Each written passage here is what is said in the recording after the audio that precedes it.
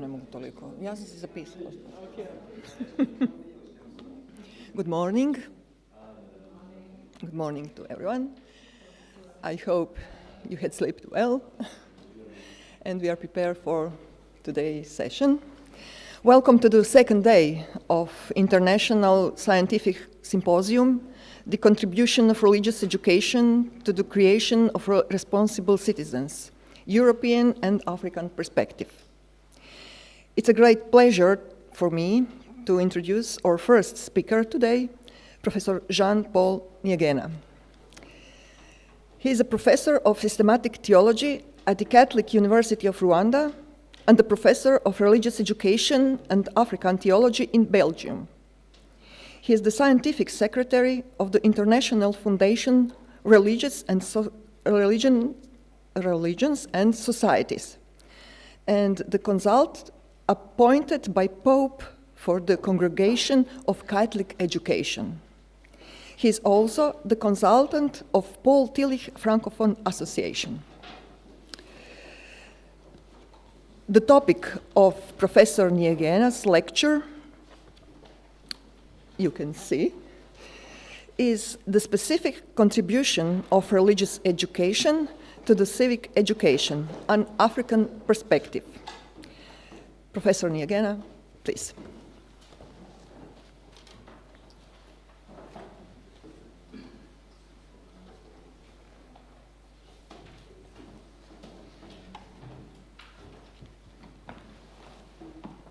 Good morning, everybody. It is a pleasure for me to present my conference, my lecture. And the topic, as you see, is the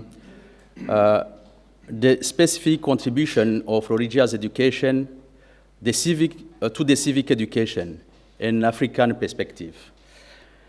Yeah. First of all, I would like to say that this topic is in the continuity of what we are doing since some years. In that case, we have some books about this. One concerns the research project that I conducted in Catholic University of Rwanda about religious education teachers in Rwanda.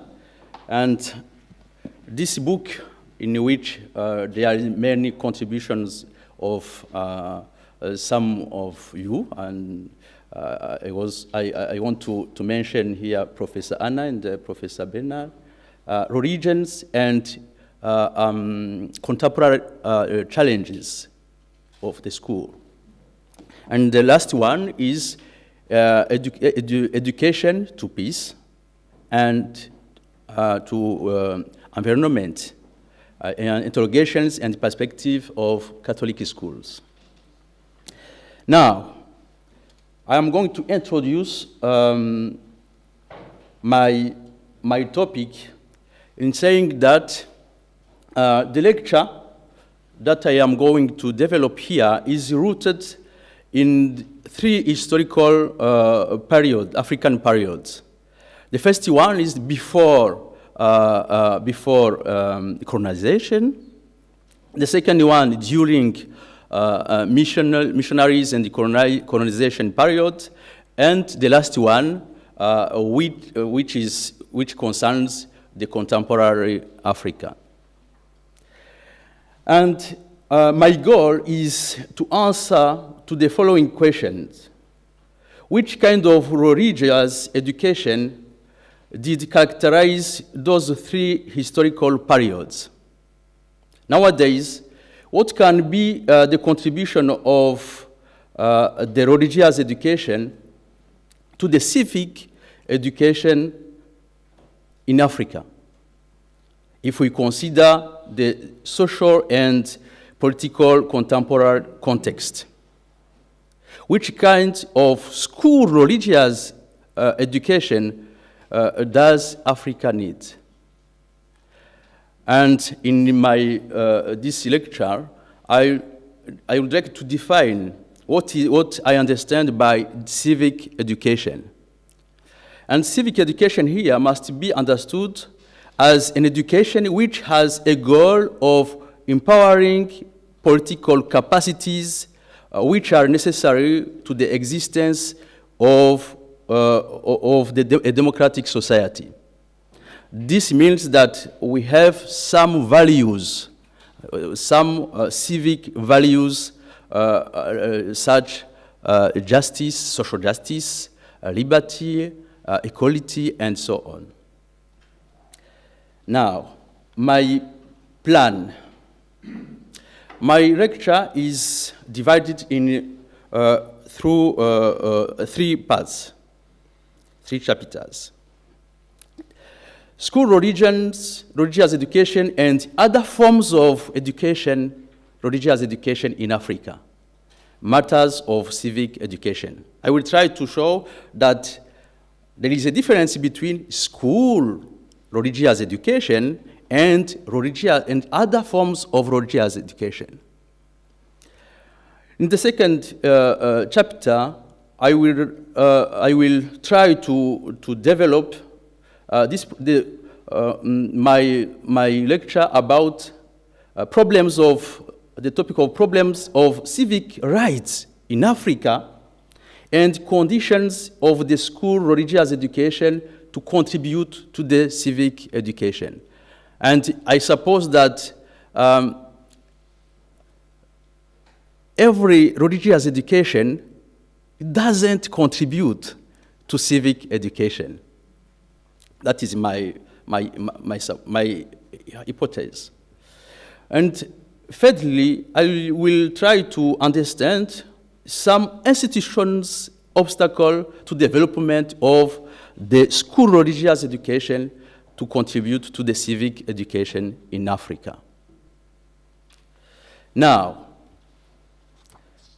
school religious education and other forms of religious education in Africa, matter of civic education.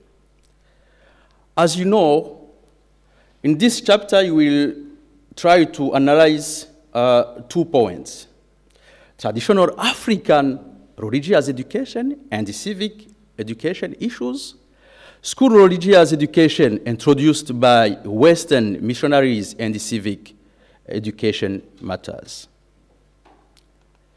The first one.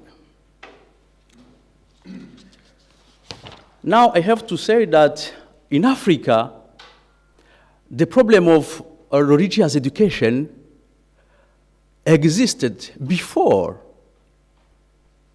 Western missionaries' presence in Africa. This means that in Africa, as you know, religious is the heart of African culture, and religious is in every moment of life. Before the birth, during the birth, every time, every event are marked by religions. And I would like to analyze this main point, which has been identified by Placide Tempels, Belgian missionaries, who has been the first philosopher, the first intellectual to do an intellectual analysis of African culture. And he has identified something which is very important. He said that if we want to evangelize African people, we have to know them. If we don't know them, we cannot evangelize them.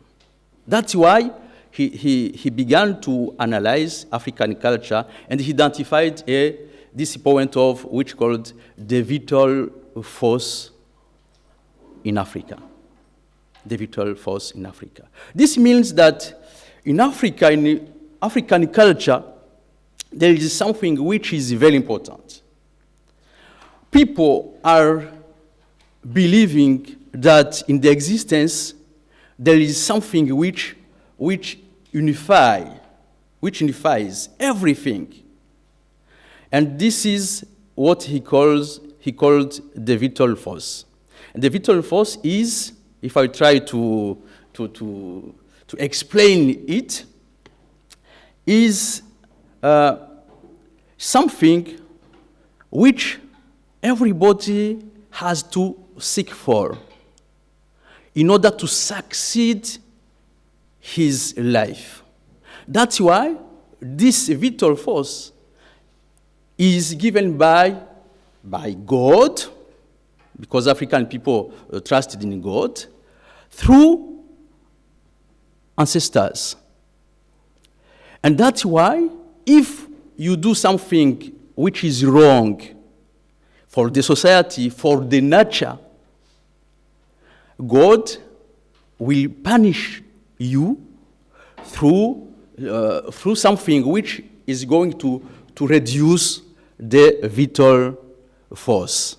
That's why if, for instance, you lose someone, if someone in the family died, especially a child, it is a sign of the phenomenon of reducing of your vital force. And that's why African culture and African religions are fundamentally organized in order to help people to empower their vital force.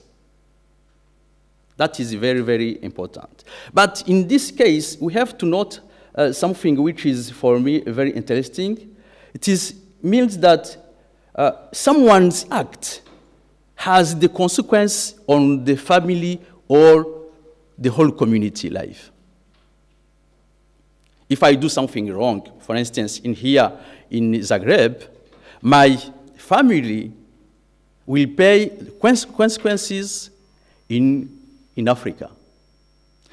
This is a sort of education about the responsibility of the community. But there is also some critics about this vision of, the critics is there is no liberty for persons. Individuals are not free. And the second one, all forces are located in heaven, in the gods, in ancestral spirit. In that case, the human being does not it is very impossible. It is impossible for someone to be creative, to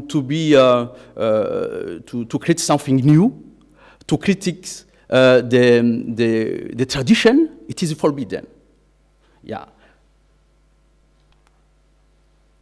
Now,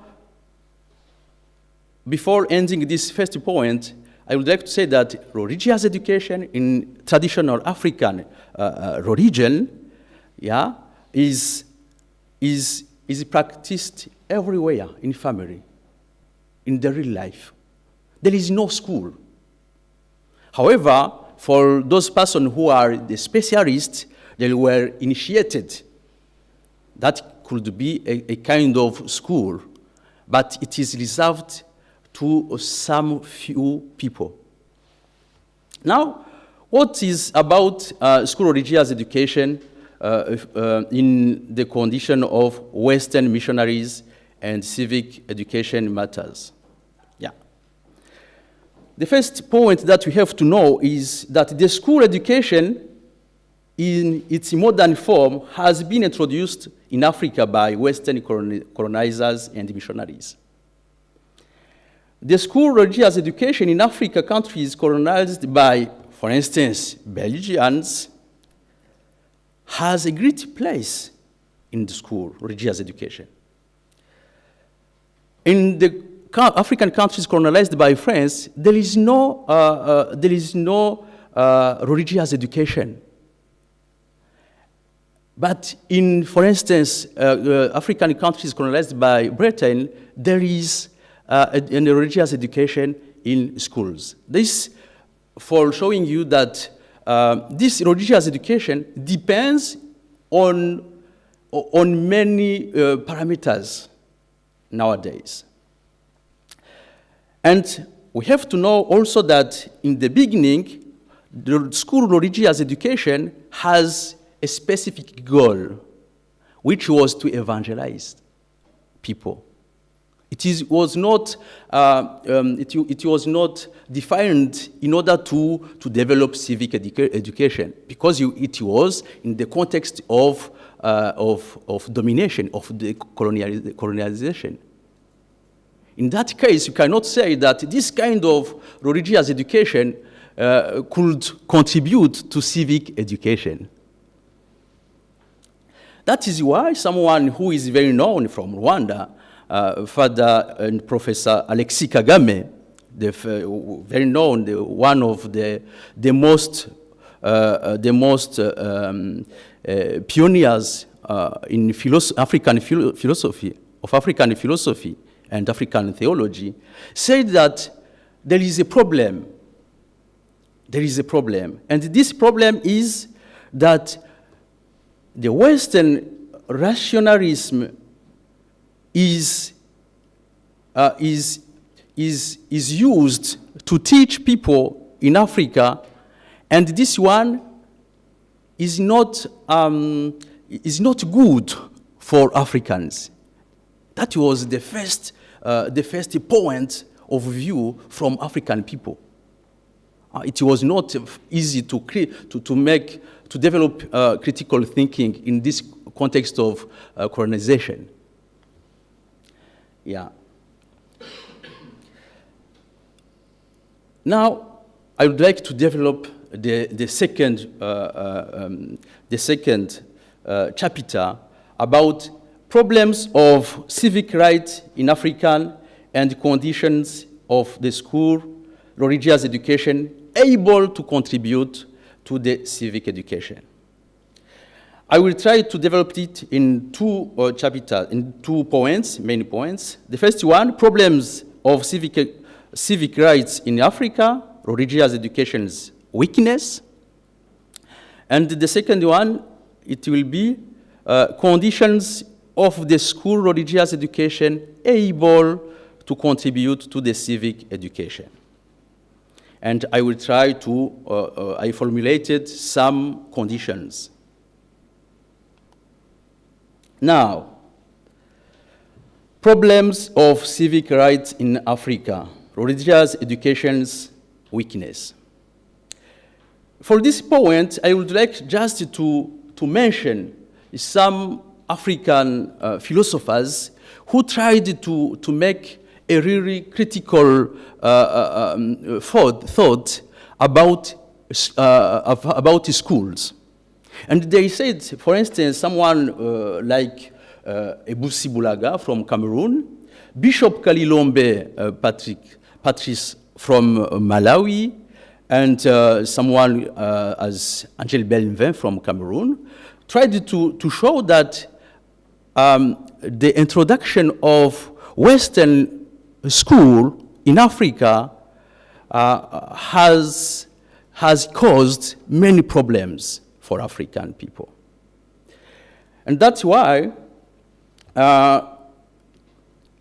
we have to see that there are 2 forms of problems. The first one is the problem of the lack of peace, for instance, in Africa.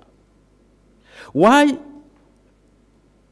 those Western schools didn't form persons, governors, political persons who are able to manage the political society? Why? Why Africa is suffering from war, interreligious conflicts, ethnical conflicts, genocide, poverty, corruption, and so on. In this first form, it is a sort of the risk of losing one's life, family members, or one's property in armed conflict. We have now, in many countries in Africa, armed conflicts. Why? And people are risking their life every day. That is a question. The second one, the second form of problems, is caused by what I call the democratic problems. And this is the systematic form of African problems. Yeah, and we cannot say that education is not responsible. Education is responsible. Schools in Africa are responsible of the problems that we African are facing. Yeah, that is a global problem. Now, when you consider those problems, which conditions that have to be involved in religious education in order to enable it to contribute to civic education? What to do? I propose some points, and I would like to share them with you. The first one is to articulate the objective and the hermeneutical approaches in theology. This means that, in general, in Africa, the faith is understood as a sort of a scientific assertions. That is a kind of objective approach.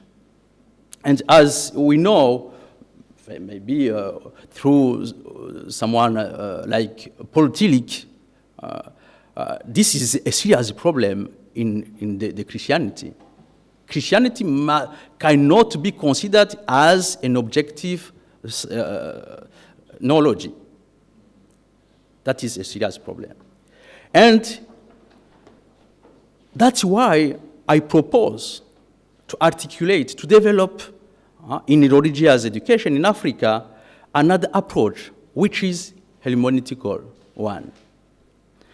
And in this case, the school religious education will contribute to develop the question of the sense of life, the sense of being in society, the sense of living with other persons, the sense of our own life. This way is very dangerous, this objective approach. And it is one of the source of interreligious conflict in Africa. Because some will say we are in the right way. You are in the error. We don't have anything to deal with you. And the interreligious conflict begins in those conditions. The second condition that I propose is fostering the experiential methodology in school religious education. Yesterday it has been evoked by my colleague, Sister Mariana. This kind of the importance of methodology in religious education. And it has been developed by someone like Andrew Peterson, who tried to show that if we want to educate, if we want to develop a civic education which is strong, which engages people, we have to use experiential methodology. And I think for having citizenship in Africa, which is engaged, which can take the decision to act. We have to make this connection between theological knowledges and to express them through this experiential methodology. And the runners could make an experience of the real life, to make connection between the faith and the life. I used to repeat this experience, which is mine. Where is the interest of African children to memorize the list of all popes?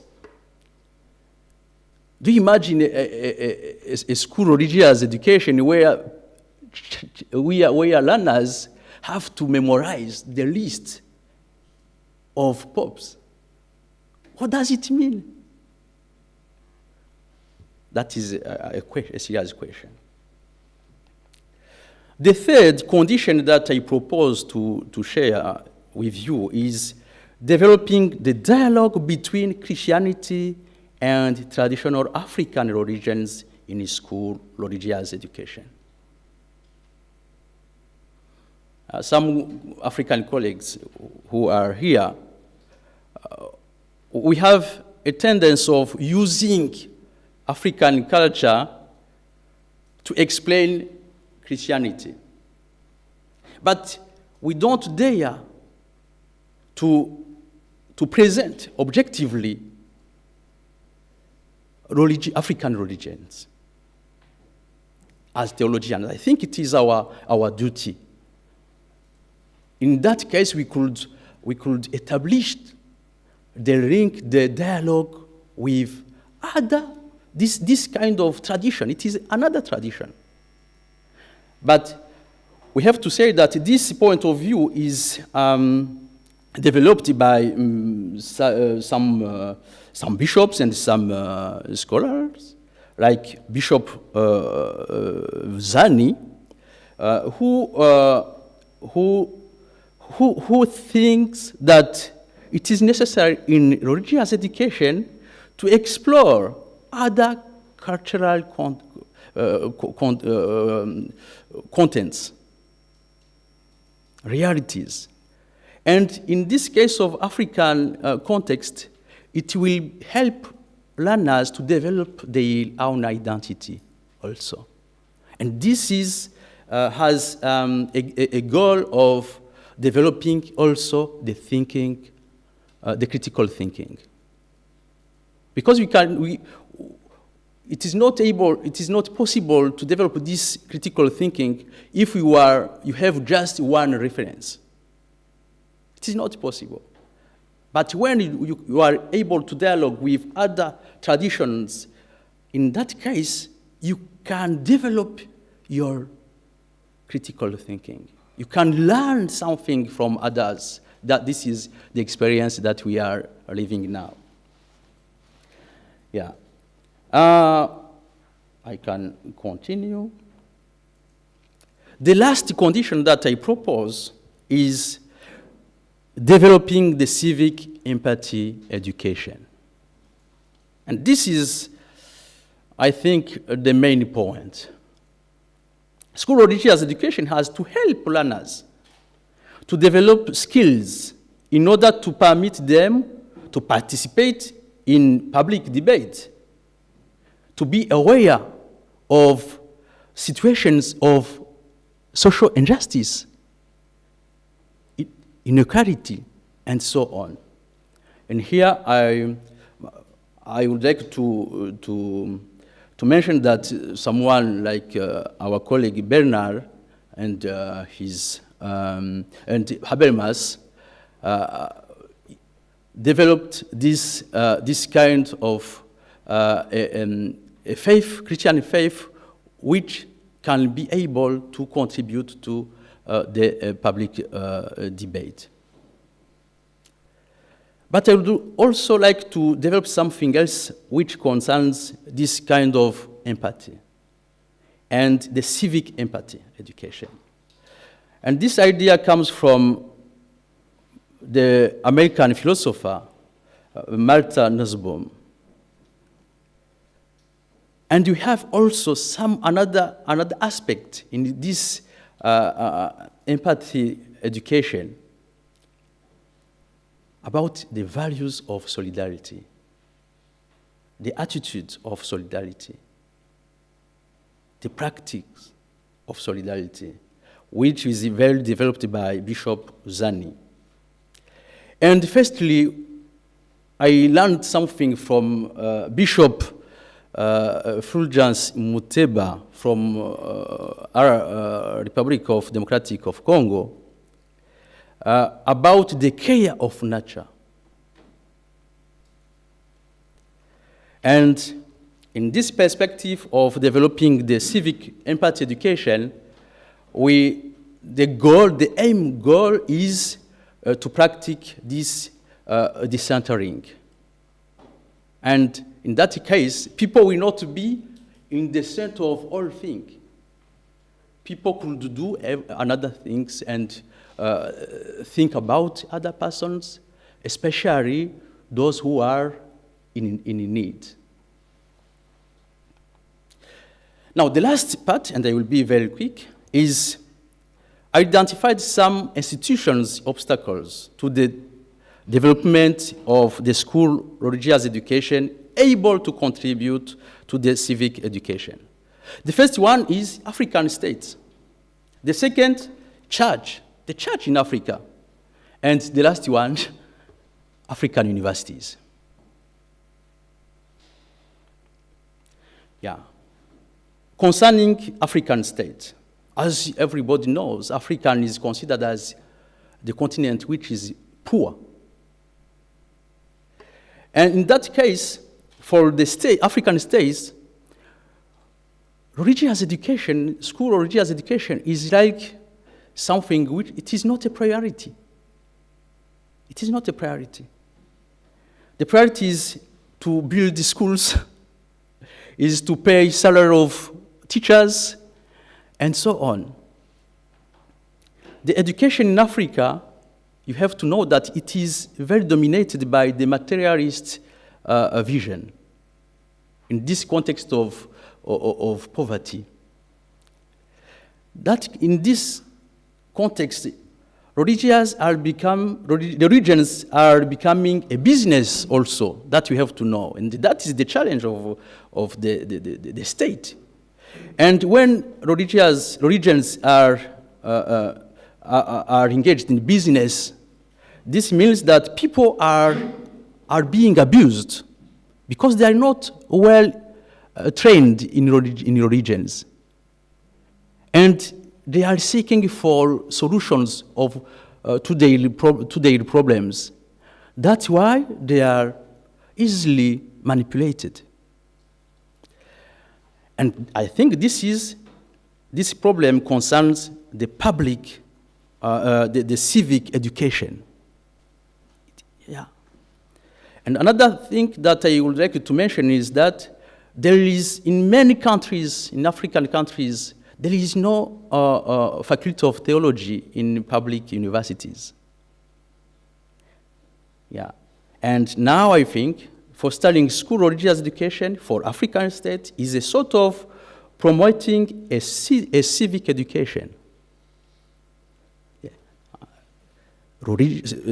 School religious education is necessary for developing civic education. It is not a choice, an option. No, it is necessary. The second institution, and I will be careful. The second institution is the church in Africa. The school religious education is no longer considered as a tool of evangelization. That's why it doesn't interest bishops. Many families in Africa are already evangelized Christians. And in this optic of considering school religious education as a tool of evangelization, as it was in the beginning, that doesn't mean anything today. In that case, the future of Catholic school in poor village is an important challenge. Why I mention this in poor villages? Because in nowadays, church in Africa are developing many private schools which receive children from the rich families. And that is the question. And another question that I didn't mention here is to say that nowadays church concentrates its forces to the pastoral challenges, not to the education as in school. Yeah, and that is my, it is a question. It is a question about the future of Catholic education. The number of private Catholic schools in different African cities is increasing. Those schools receive, as I said, the children from rich families. And what about those children from the poor families? And I think as Catholic school, it is a priority. The last point, African universities. African universities. As you know, Pope Benedictus XVI said that African church has to pay attention with the quality of the faith that African people have. Why? Because fideism, as he said, is a danger of the Christianity in Africa, fideism. This means that Christianity could be lived as a tradition, as African people are lived with their own religions. And that is a problem. Many African countries do not have any faculty of theology. That is a problem. Everybody is is believers, but there is no faculty of theology.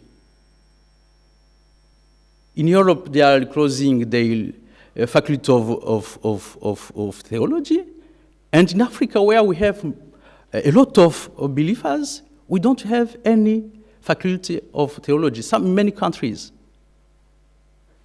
Yeah. In this context, without experts in theology, religious education contents or methodologies cannot be enculturated and being adapted to the local challenges concerning interreligious dialogue, human rights, social justice, and so on. For concluding,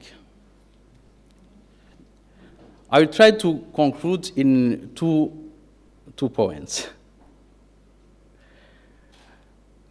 The specific contribution of the school religious education to the civic education shall be the developing on the one hand of the critical thinking through the permanent and relevant dialogue between the Christian contents and the real life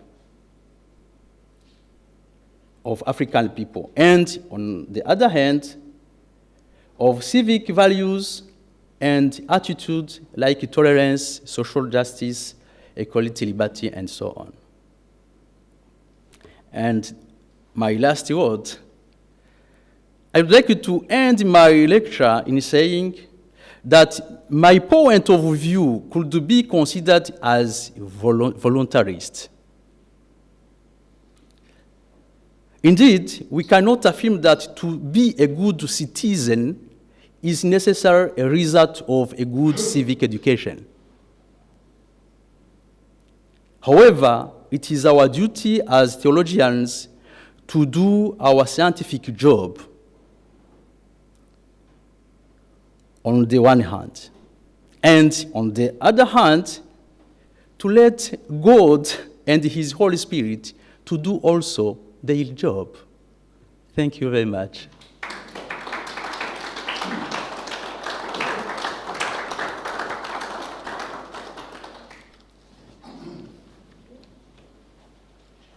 Thank you, Professor Niyigena. We have learned so much from your presentation about situation in Africa, so I'm sure that it will be a lot of questions. So please come back here and I will take the microphone for audience.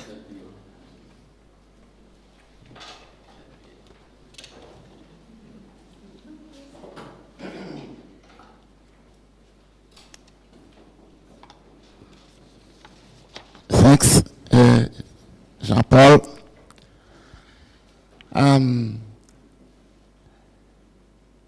You said things very, very strong, and I would like you to explain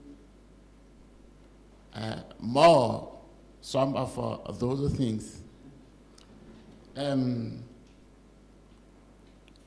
You talk about Africa before colonization, education in Africa before colonization, during colonization, and after. My concern is Africa of today. Because you talk about dialogue in education, in religion education. What about Rwanda's situation about religion education today? I mean, are there any religion, any traditional religion today in Rwanda who are able to have dialogue with Christianity in the area of education? Is it possible to have this? This is my concern. But before colonization and during colonization is very far from us. It's right to understand. But today, what is the problem today? I don't know if you understand my question. Yeah, it is very clear. Let me stop there before. Yeah. Can I answer immediately, please? Thank you very much. Yeah, in the Rwandan situation, traditional Rwandan religions has been qualified as a pagan religion. And we have to know that many people who have been in Catholic schools have learned this reality. And I have to say also that in many cases, for having access, for instance, to the Catholic school, young people were obliged to be baptized. And I have to mention also that there is a Rwandan king who has been obliged to exile because he rejected to be baptized, and he has forced to be exiled. Yeah, in this context, even to talk about traditional religion is a problem for many in Catholic point of view, for instance. It is considered as, nowadays. Yeah, and we are now observing some reapparition of this Rwandan traditional religion. But are we able to make a dialogue with this reality? That is the question. Why? And this question is rooted also in the Council Vatican II. As you know, it has been evoked, the interrelated dialogue with with Islam, with Buddhism, with Judaism, but never with African traditional religions. Yeah. And the African bishops, you know, we belong to the same group, research group. African bishops didn't defend this point of view.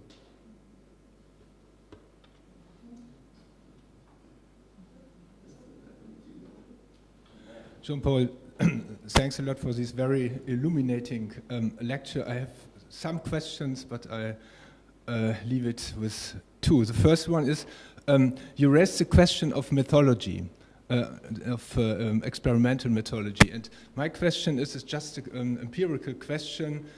What is the status of mythology in other subjects in Africa? Is it so that they are performing a different kind of mythology, more experimental? That means going into a direction that you are looking forward to, or not? And that's the point. Also and that's very important for teacher training. And the second is a mixture between observation and a critical question. You said one problem might be the African church, the church in Africa. And you said it's very important to come into a dialogue with these local traditions. Am I right when I remember that from the Roman perspective, very innovative Christologies like Bujo and so on were stopped by Rome, and so the dialogue between Rome and this local tradition was stopped? And so my impression is you are very optimistic when it comes to the matter of dialogue. Is it a true assumption, or would you contradict?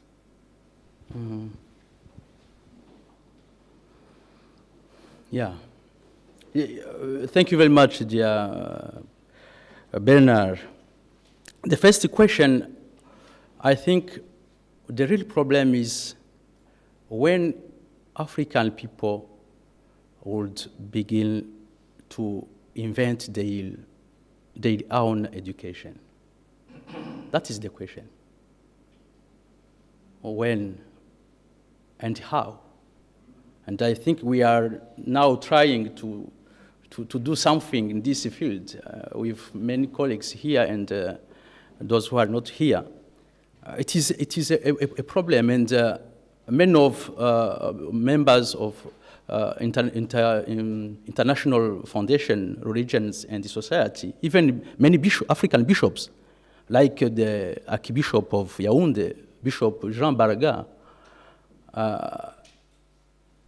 mentioned this problem that we have now as African people to rethink the education which is appropriated to our reality. In that case, experiential methodology is, for instance, for someone like Alexis Kagame, who is very known in Africa, and he says that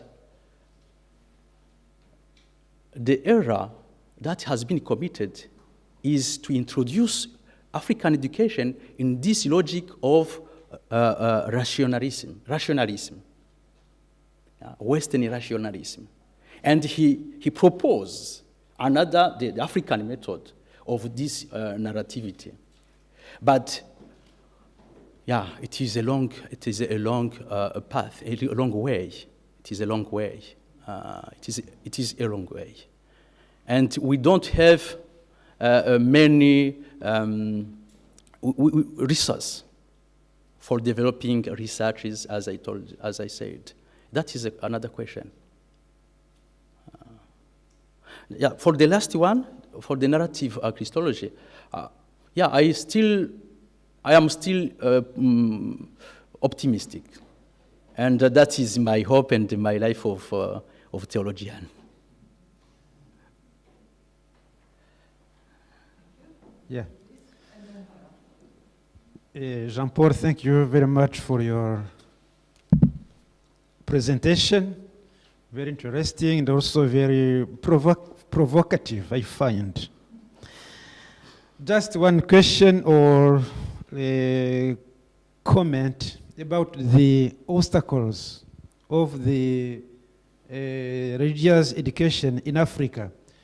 You mentioned 3 points: states, churches, and universities. I put aside the two points, state and university. I would like to ask or to comment the point about the church. First of all, I would like to say that for me, yeah, you're right to see those 3 points as obstacles, but I think it also can be seen as solution. And I think we can't say that it's true 100%. Yes, it's true, but also it's not very, my point of view, not totally true. And I quote what you say about the church. You say school education is no longer considered as a tool of evangelization. Mm-hmm. I found it very strong, maybe exaggerated. It's true that the church in Africa, as far as I know, priority is done to pastoral activities in the area. It's true. But then, maybe another provocative question for you: how would you make priority in the evangelization field in Africa? Maybe if you were Pope or Bishop. Okay. Yeah, thank you very much, dear Andre. Yeah, I think that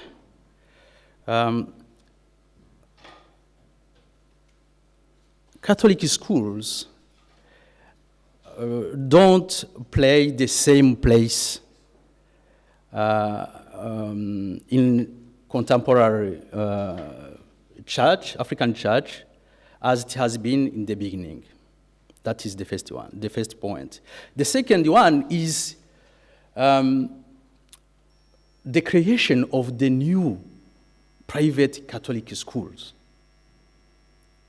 which are reserved to those children who can pay. And you know, in many African parishes, including in my parish, we had many Catholic schools, but with this problem of social justice, I am surprised to see that those ancient Catholic schools, which are supported also by the state, which don't promote an education of the high quality, are no longer well controlled by the church. That is the point, and it is the reality. And another thing that when you see the number of Catholic schools that we have, for instance in Rwanda, and you see also the bureau of the Catholic schools in the whole country, we don't have experts in that bureau. I did my researches. Yeah, we don't have. We had just one secretary, and no. And this means that the investment of the church, African church, in this field of education, can be ameliorated. That is my point of view. The second question that you formulated is, if I remember, the problem of the investment of the church, if pastoral, and I think education is a sort of pastoral. Yeah, is a sort of pastoral. But in this case, I am not a bishop. And this is another question. And why in Africa, and I think it is the same thing in Belgium, and why schools, as it has been said by our colleagues from Belgium, Catholic schools are being abandoned by the church. That is the reality that we have to know and as theologians and reflect on.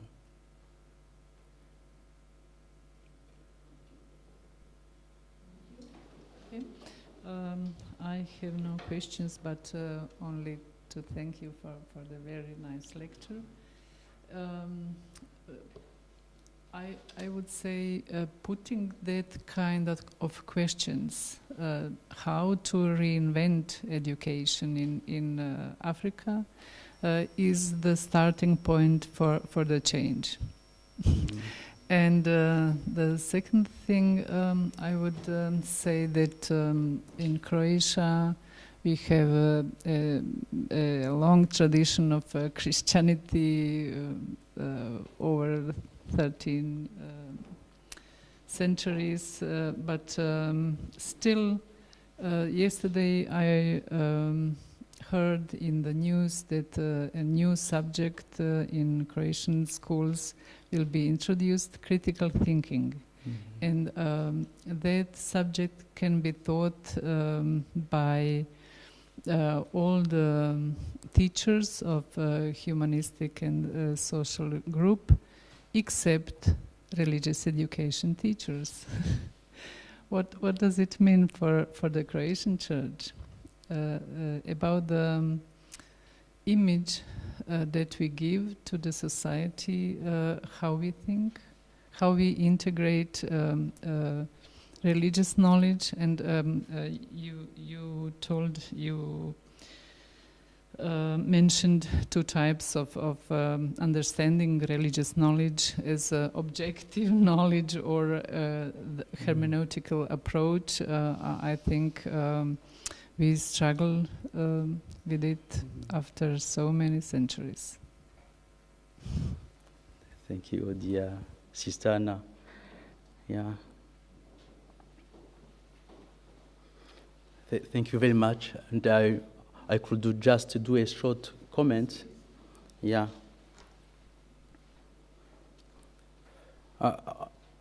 I think that, as I said, our job as theologians is to be courageous. We have to be courageous. Enough. And this doesn't mean that we will resolve all problems, but we have to be courageous. And to propose, we have to propose. That is, I think, the main goal of our symposium. How to reinvent the education? That is a big problem.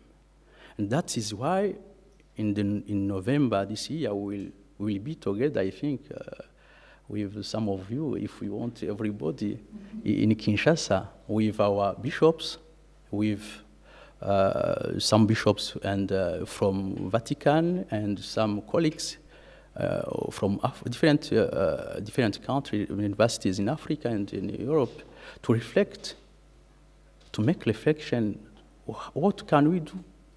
And all president of national bishops' conference in Africa received the questionnaire in order to express themselves about the challenges in their countries, in their local churches of the education. In that case, we could realize a new global. We could inculcate the will of the Pope Francisco concerning this global impact education. Yeah, how in Africa we are going to deal with this question, and this is a sign of resilience. Yeah, and we need it.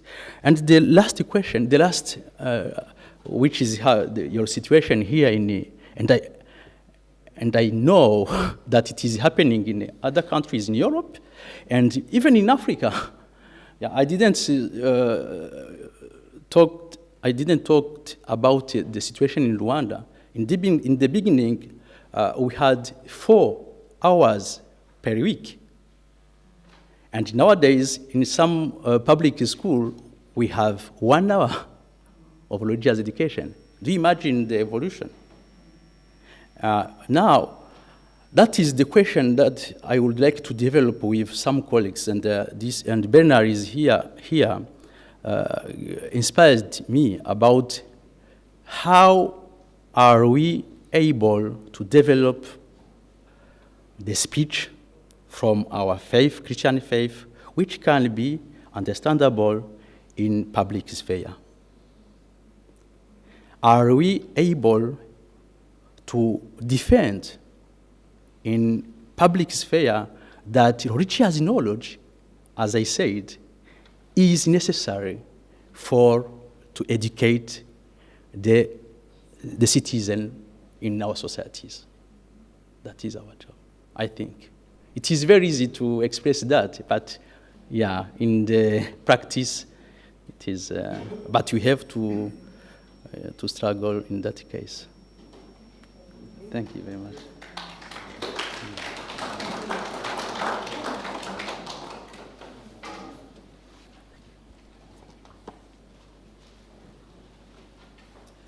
One more time, thank you, Professor Nigena. I am sure that there is more questions, but we have to go on with our program. So, the topic of our next lecturer is Human Rights, Education and Religious Education, Opportunities and Difficulties.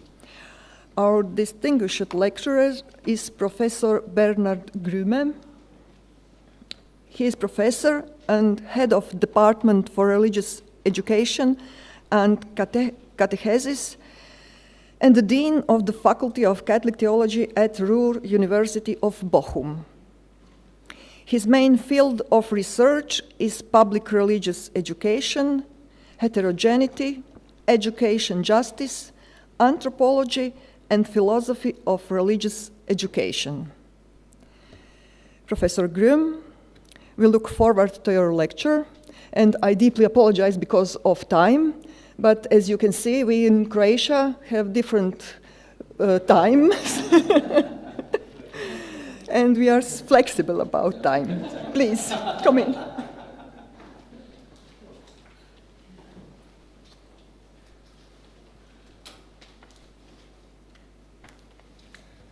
So,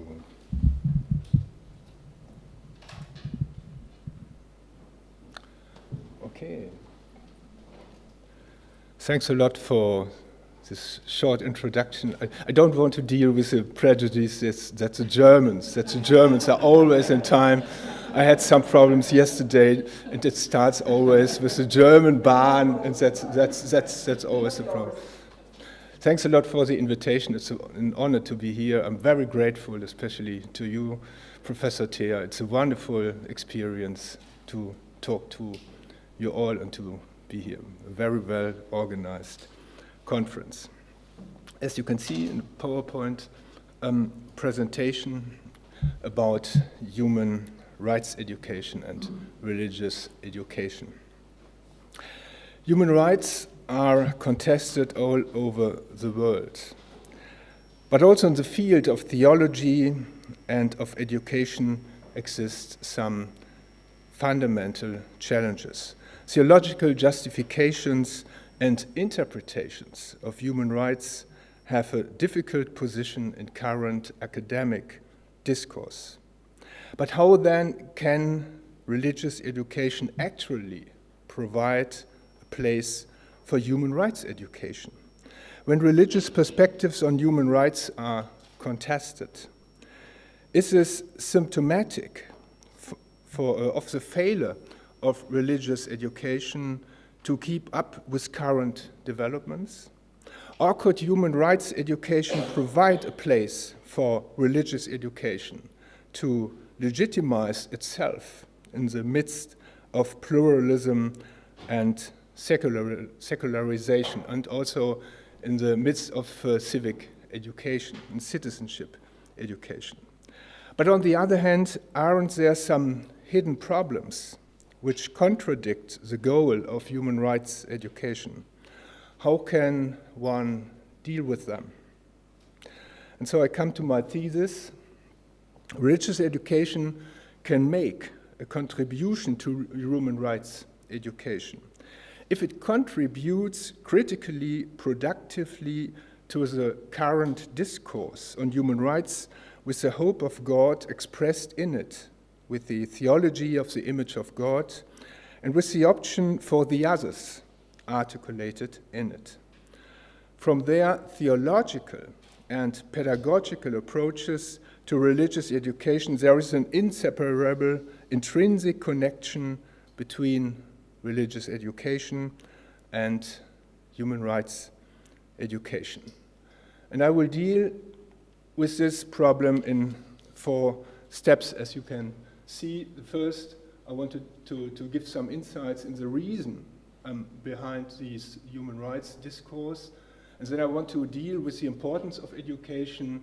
I want to stress the biased justice, this special approach of religion, especially of the Christian tradition. And then I'm coming to the educational focus, learning to be just. And at the end, I want to mention some future perspectives. First, human rights and the reasons behind them. The influential position of the political scientist and doctor of law, Gret Haller, is symptomatic of the rejection of religion's reason for human rights. She argues that putting human rights into a religious context cannot fulfill the demands of a pluralized society in the global age. Whenever human rights are based on a specific religion, such as Christianity, they lose their universality. According to her, human rights have to be legitimized in a different way. They have to be compiled and legitimized in the democratic process again and again.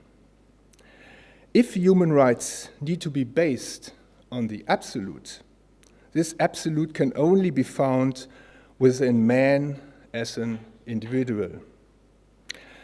According to Haller, Christianity evidently only has the function to have provided the theological roots of the human rights, but not to contribute valid or stimulating interpretation to the current human rights discourse. What are human rights? Human rights are to be defined as rights which are granted to all people because of their personhood, because of their dignity, regardless of the color of their skin, nationality, religious and political convictions, economic and social positions, age and gender. The codifications in human rights charters are a substantial extent translations of theological impulses into the form of secular law. But what happens if faith loses its power and the acceptance of a theology based on the belief that man was created in the image of God can no longer be taken for granted? The famous sociologist Emil Durkheim analyzed this issue, which he considered to be of central importance. The only thing left is what he calls the sacralization of the person. Only by elevating man, by giving him this sacred or holy status, the idea of humanity can be saved, and a society that is very differentiated and increasingly disintegrating in the process of the modern age still be integrated. That means an integration function here. According to Durkheim, himself, by the way, a convinced atheist, the commitment to human dignity and human rights is the religion of the modern age, which has replaced Christianity. Nevertheless, in view of the catastrophe of the 20th century, one has to come to the conclusion that the idealism, which has been advocated here by Durkheim, for example, could not be realized. Obviously, man has not been able to find within himself the sources from which to draw unconditional respect for his fellow man. Durkheim's intended small transcendence of an inner worldly religion could not generate the necessary powers of motivation and inspiration. It is certainly too easy to attribute the genesis of human rights and the idea of human dignity to a merging of Greek humanistic enlightening and Jewish Christian roots. However, in his groundbreaking book, Die Sakralität der Person, Hans Joas, who is also very responsible in the process of the synodal way in Germany, this is a sociologist, could show that human rights were not simply derived from these roots. He himself refers to Durkheim, but leaves the assumed frame of the secularization theory. In his opinion, human rights have been created in a sacralization process in which man has become intangible because he is sacred. Joas believes that the decisive elements in this process are the completely different religious and ideological traditions from which these values have originated. Unlike Gret Haller and Emil Durkheim, Joas believes that religious sources are also important, even essential, if and insofar as the churches do not oppose the growing demands for autonomous freedom, the inspirational power of the gospel can play its part in the still undecided fight for human rights and universal human dignity. Since they are based on different traditions, human rights are a central path markers for a successful cohabitation in a pluralized world society. Second, the importance of education or formation, that means Bildung. Exactly here, the relevance of education, especially of religious education, can be seen.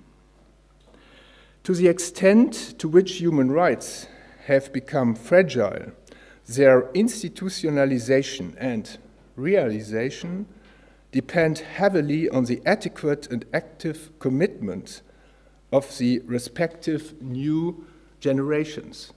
That's why we need education. Therefore, something which is absolutely essential for human rights should be generated and handed down in the education processes. But what, from the viewpoint of religious education, should that be? With its teaching that man was created in the image of God, religious education introduces a specific tradition for the human rights education, which intensifies and radicalizes the struggle for human rights with its option for the others, the poor, the sick, and the excluded. This is no unimportant matter for the Christian religious education. In fact, it is the ranking of religious education in the social discourse. which is up for debate here.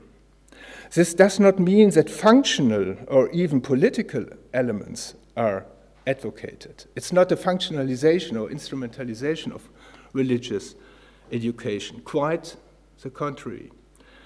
In the context of secularization and pluralism, religious education can only legitimize itself by its contribution to the autonomy and education of man. In principle, it therefore has to be laid out as a public religious education in which political and aesthetic, practical and cognitive, Jean-Paul would say hermeneutical, dimension refer to each other, and which thus plays an active role in the effort for education. Religious education therefore contributes to civic education in a critical and also productively manner. This implies a struggle for an adequate image of man and also an adequate concept of human rights. One can definitely derive not only a right to education, but also a right to human rights education from the 1948 Declaration of Human Rights. In view of this emphatic normative requirement, the references in the education plans, guidelines, and also in the standardized higher education requirements for Catholic religious education come across as rather not binding and general. For example, if you look at the mandatory syllabus, Kernlernplan, it's called in Germany, for the state of North Rhine-Westphalia, where my university is in Bochum, you will see that human rights studies are seen as rather unimportant. As I said yesterday, it's just a small part in the education of ethics. Besides, empirical research about the connection between religion and human rights shows that as far as Muslim and Christian youth are concerned, a certain link exists, which can vary depending on the individual human rights issue and the extent of the respective religiousness, even though it has not been possible to verify a single cause for this conclusion so far. But empirical research finds out that there is a connection between human rights and religious education. Human rights education should not be something that is added to religious education as an afterthought. In fact, there is an inseparable intrinsic connection between religious and human rights education because of the theological as well as educational foundations. Seen in this light, human rights are a matter close to the heart of religious education, even if it is naturally not completely absorbed by it. Human dignity as subject of Christian educational processes is based on the fact that it is not only an essential precondition of all educational processes, but also the normative basis of man's position in state and society. Human rights are therefore an essential issue in general education, not only because man is given recognition, but also learns that he has a right to human dignity in the educational process. Man should learn from which philosophical and religious traditions the concept of human rights has originated, and that fighting for universal human rights is a worthwhile cause. Cognitive, affective, and action-orientated objectives fuse in such a human rights education. Because here is the learning of human rights, that means the more cognitive dimension, by human rights, the more effective dimension, and for human rights, the more action-oriented dimension, strictly relate to each other. So this is about becoming familiar with human rights, developing the will to defend them on the universal scale, and in the end, developing the capability to acknowledge human rights as one's own moral values and act accordingly. In the environment of school and school subjects, religious education is particularly qualified because it introduces the hope in God.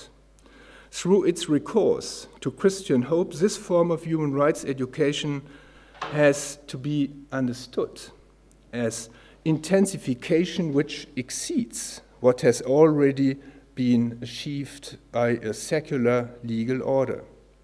A theological perspective could introduce the critical self-limiting objection against power, declaring itself absolute, as well as the down-to-earth realization that even the greatest commitment to human rights cannot implement them completely, as history and the present shows.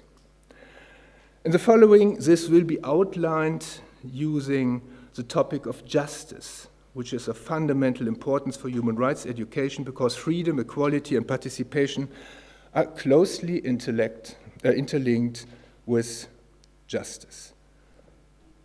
That leads me to my third step, biased justice. In Jürgen Habermas' opinion, Christian freedom has contributed considerably to the genealogy of the modern concepts of freedom and justice. But just as precisely he has marked the difference between the communicative freedom as inspired by Kant and Christian ethic, which mainly has to do with the supererogatory nature of this kind of freedom, which sees itself as a liberated and engaged freedom, and therefore surpasses what can be expected of everybody on the basis of mutuality. In the Jewish Christian tradition, justice is firstly and above all the justice of God, who declares the unjust to be wrong and who gives rights to those who have no rights. God's justice, tzedakah, is the justice of love that goes hand in hand with mercifulness. It serves the weak, the poor, and the excluded, and is therefore a biased justice. Man corresponds to God's covenant by doing what is just. Faith and justice are so closely interlinked that the violation of the other's dignity and freedom is not just a social offense. According to the oneness of the love of God and the neighborly love, it violates the relationship to God itself. Jesus and his message of God's kingdom are at the center of this hope in justice. He claims to make something of this tzedakah present in his message and life.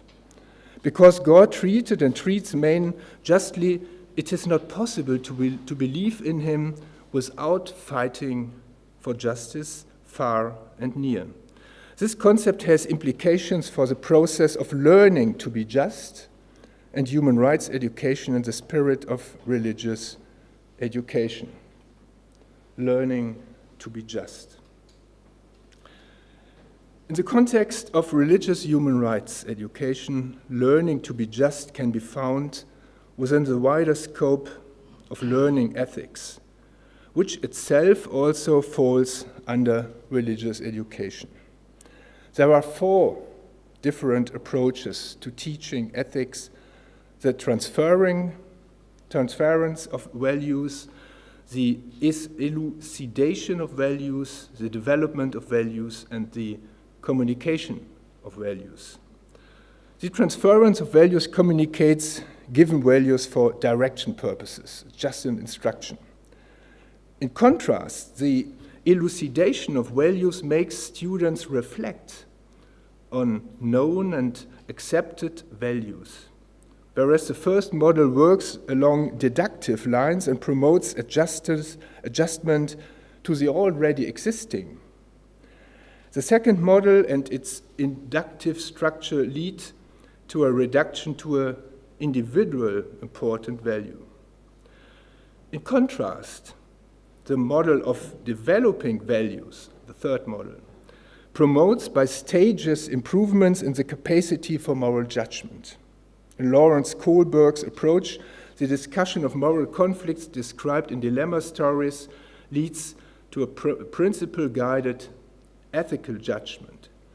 Kohlberg's structural theory of moral development can be seen throughout the inner teleology from selfish via universal to increasingly internalized reasons for moral judgment. Within political didactics, Bernhard Sutor warned against such concepts because they advocated a one-dimensional perception of politics and promoted non-political moralizing. Within the field of religious education, one increasingly had similar reservations. Therefore, it does not come as a surprise that the more interactive model of the communicative of values is used. Based on the concept of communicative reason, the focus is here on the participation in argumentative discussions, which enables the participants to communicate and argue through the changed perspectives created by the others' situations. In accordance with the educational paradox, the participants' maturity is increasingly assumed in this approach, which deals with the examination of validity claims and the clarification of which values and value orientations can claim validity. These models can actually overlap in religious lessons. However, the last model, which strengthens the youth autonomy in the sense of an identity in universal solidarity, has to be considered as particularly relevant. However, there are also additional forms of practical as well as emotion-based learning, which are used to go beyond the focus on cognition. Learning to be just, therefore, requires feeling empathy for the other, with the capability to see things with the eyes, social cognition as learning by understanding and acting for the common good.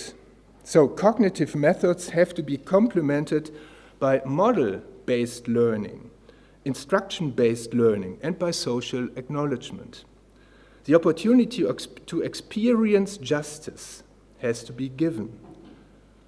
A constructive, strictly subject-orientated approach is particularly relevant in this context. Additionally, in religious lessons, to be just is mainly conveyed by the concept of recognizes the rights of the others. This concept is based on the experience that acts of justice have a preordained justification, which provides strength, impulses, and inner strength in the face of adversity. The three following examples will illustrate the designs of this human rights education with its emphasis on justice. First, the concept of learning for one world, also the consular learning process, justice, peace, and the protection of creation, play an important role. This religious education concept is action-orientated and focuses on teaching peace from a Christian perspective on an individual, interpersonal, and societal level. Additionally, this concept had not only teaches protesting and caring for nature as God's creation, but also puts human rights education in the light of learning to be just into practice. A learning process takes place that deals with social key problems in the light of the biblical vision of an all-embracing justice, the tzedakah. This connects the cognitive understanding of the economic and political background to justice and injustice on a global scale with practical forms of learning. It tries to treat justice as a central issue during lessons either inside or outside school, and to practice justice in order to put human rights education into practice.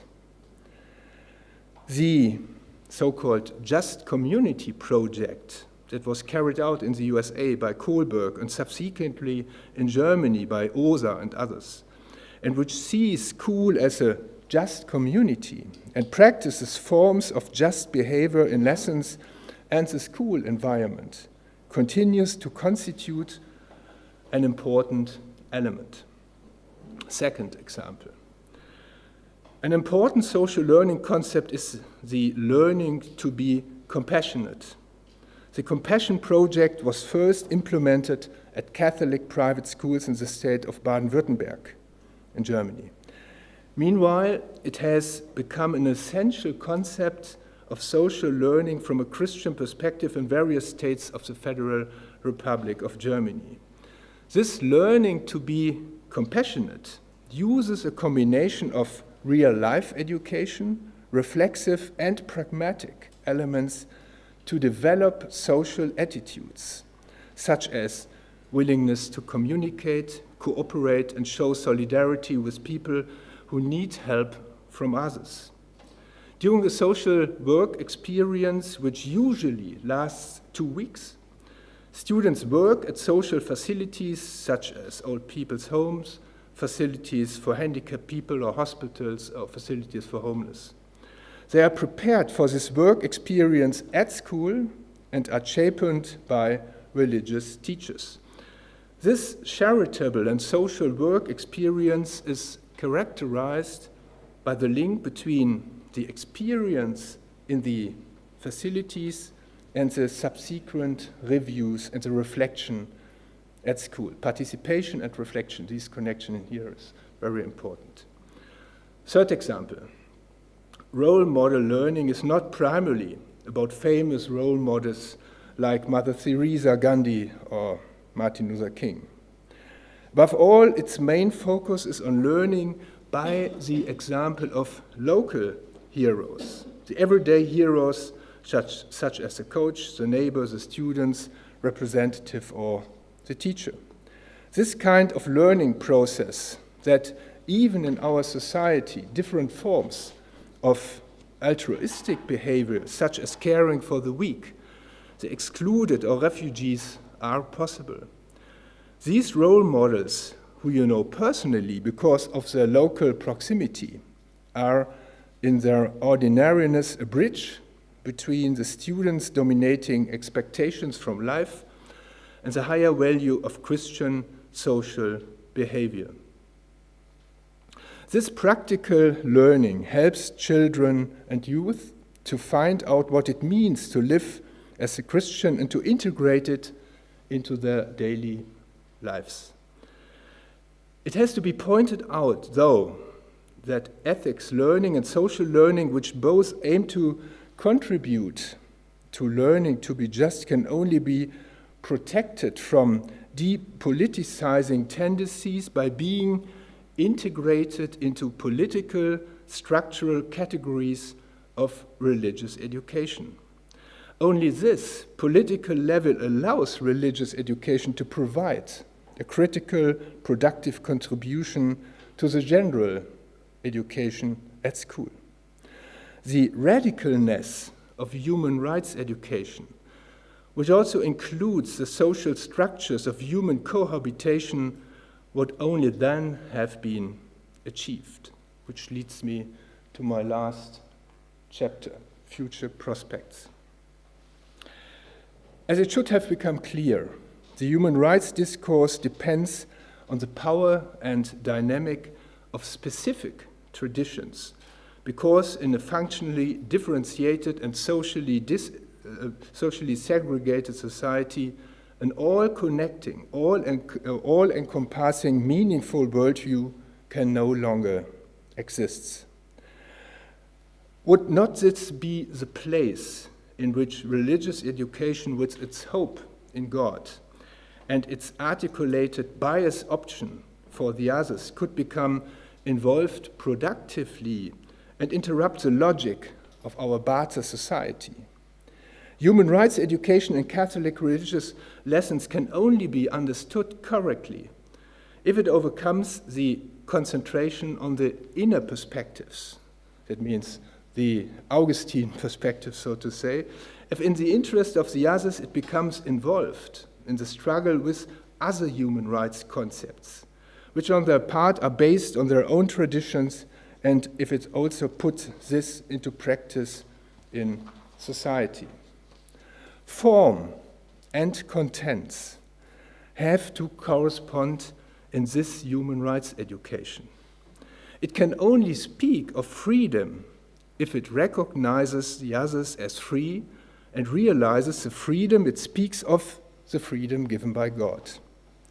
Those are the requirements it has to meet. But once we are looking more closely, we could see a dialectic in the human rights education. It could turn out as self-contradicting. That means, although trying to foster autonomy and freedom, it contributes to hegemony and the weakening of freedom. What is a dialectic? Education has to do with power. Michel Foucault has pointed out that even in those practices of education that aim at freedom and autonomy, power mechanisms are still reproduced, which he calls pastoral power. Teachers, professors, whether they like it or not, bear their share of it. Two examples.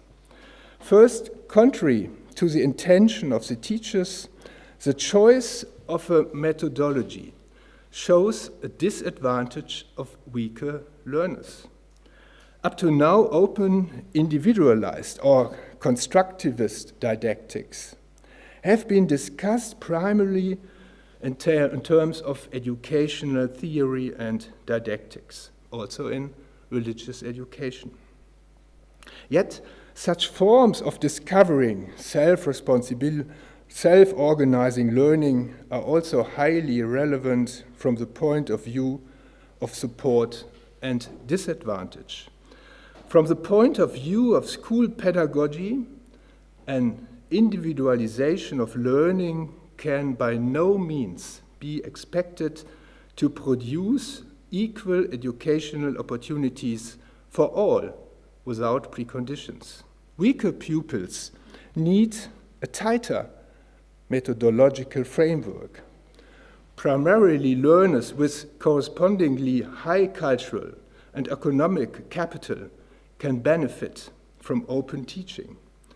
In contrast, learners from low economic status tend to perform better in traditional classroom instruction than in open instruction, and also develop better attentive and goal-orientated work behavior.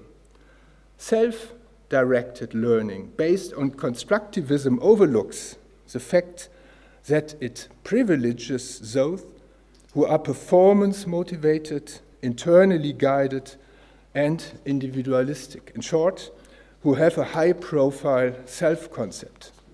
All forms of self-directed learning thus prove to be socially selective, even if the constructivist pathos of self-organization hushes this up.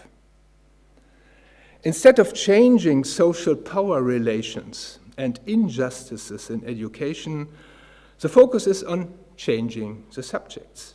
These effects, so far overlooked, urgently need to be discussed in the didactics of religion. In the view of new educational research, the open learning situations favored by constructivist didactics disadvantage those who need a rather narrow learning setting because they do not find the necessary discursivity and readiness to learn already initiated at home. And during the corona pandemic, this situation was triggered very much. And so the segregation between the poor and the rich, the lower and the higher ranked students were increasing very intensively.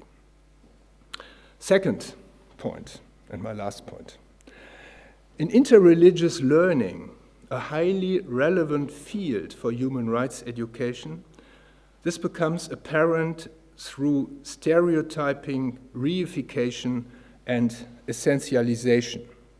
Therefore, religious education should focus on how in everyday life, in the media, but also through office of interreligious learning, categories of the interreligiously appropriate and above all of the religiously different are constructed and attribution practices are carried out, which even contrary to the intention of the actors make the religiously different into such in the first place and subsequently describe and stigmatized in a stereotyping way.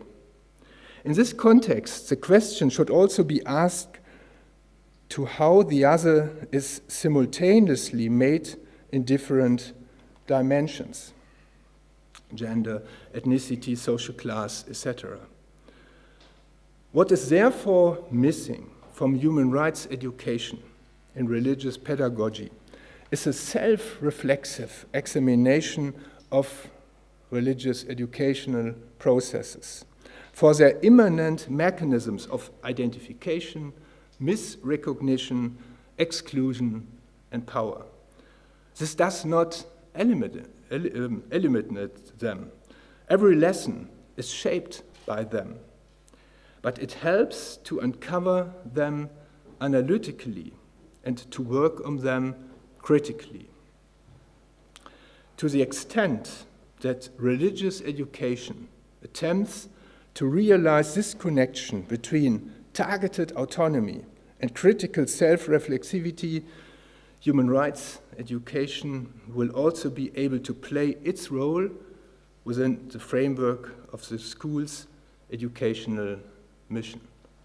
Thanks for your attention.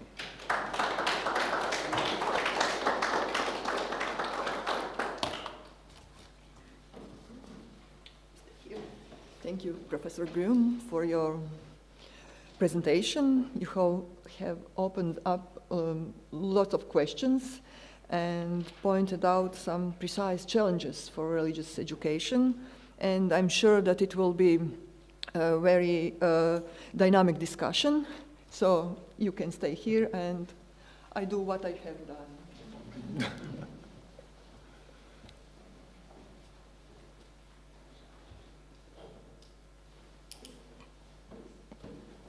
Thank you very much, dear Bernard, for your presentation, which is very rich and inspiring.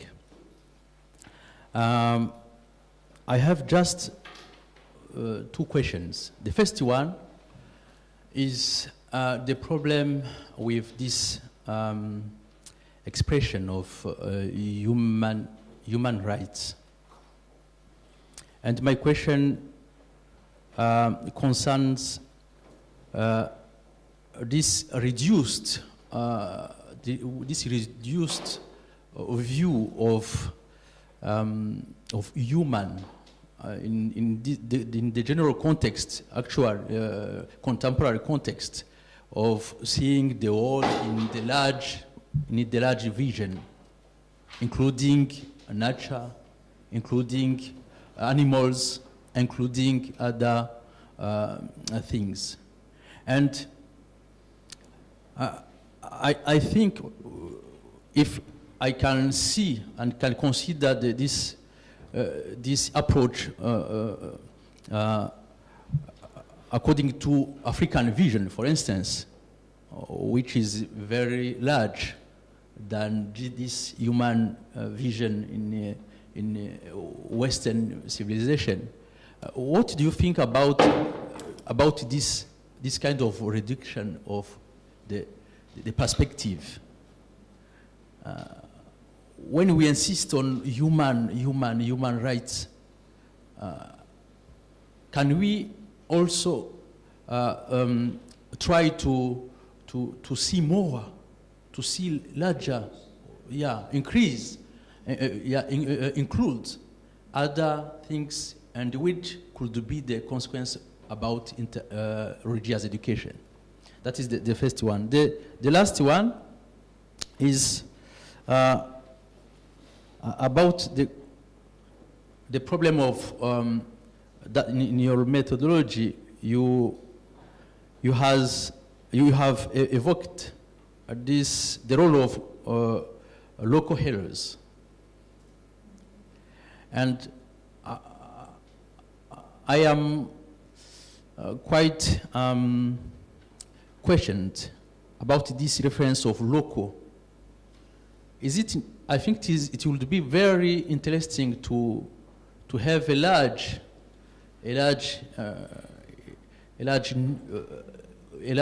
point of view, a large list of models, and this could help learners to develop a deeper critical thinking, I think. Yeah, thank you very much. Thanks a lot for these, as always, very enriching questions and very challenging questions.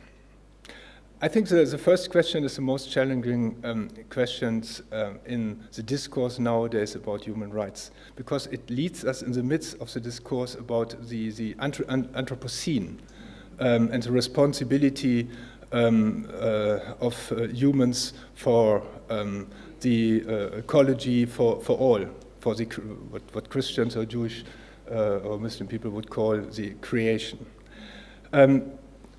But in my view, we need somebody who could take this responsibility,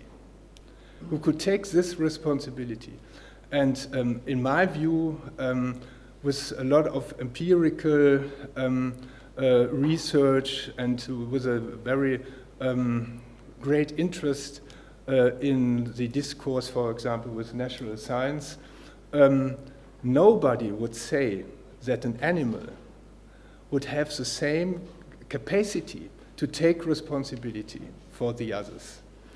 And so it leads to I think, to the fundamental story of reason and of responsibility. Who can take responsibility for the others?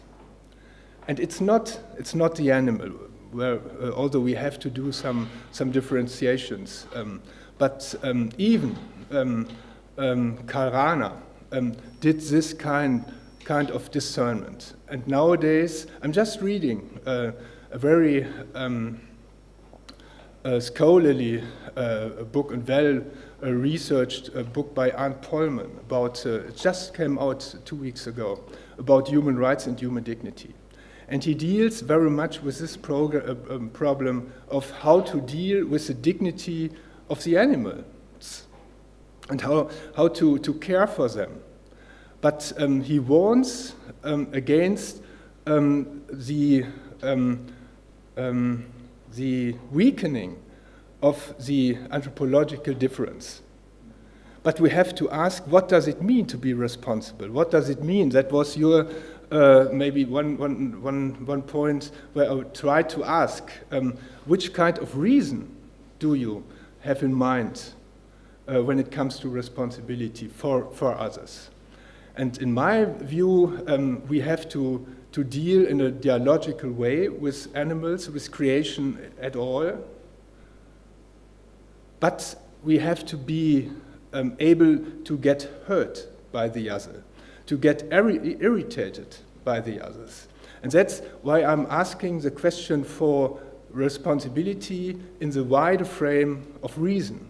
So we need to work on a special reason with which enables us to take responsibility for ourselves, for the others, and to foster universal values like justice for all, and to weaken this difference between humans and animals would weaken the project of the universal responsibility, and wouldn't be ready to work on the problems the Anthropocene has raised.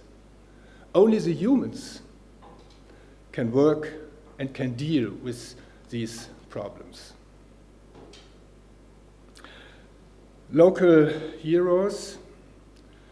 It's a project of our well-known, I think even in Croatia, well-known colleague of Hans Mendel from Passau. He's befriended with Jadranka. And one question is always, why local heroes? Why not local victims? We have in Germany, we have a project to remember the Jewish victims, and we have some stones in the cobblestones. But that's not the point you were asking. I think it's a pedagogical argument which is brought up by Hans Mendel. To learn in a confrontation with experience. Of course, in the context of globalization, it's an abstraction just to concentrate on the local. In every local phenomenon is always the whole world when it comes to commercial, when it comes to cultural, when it comes to political matters. Of course, it's an abstraction, but it's a way of bringing students into this responsibility. That's the reason behind it.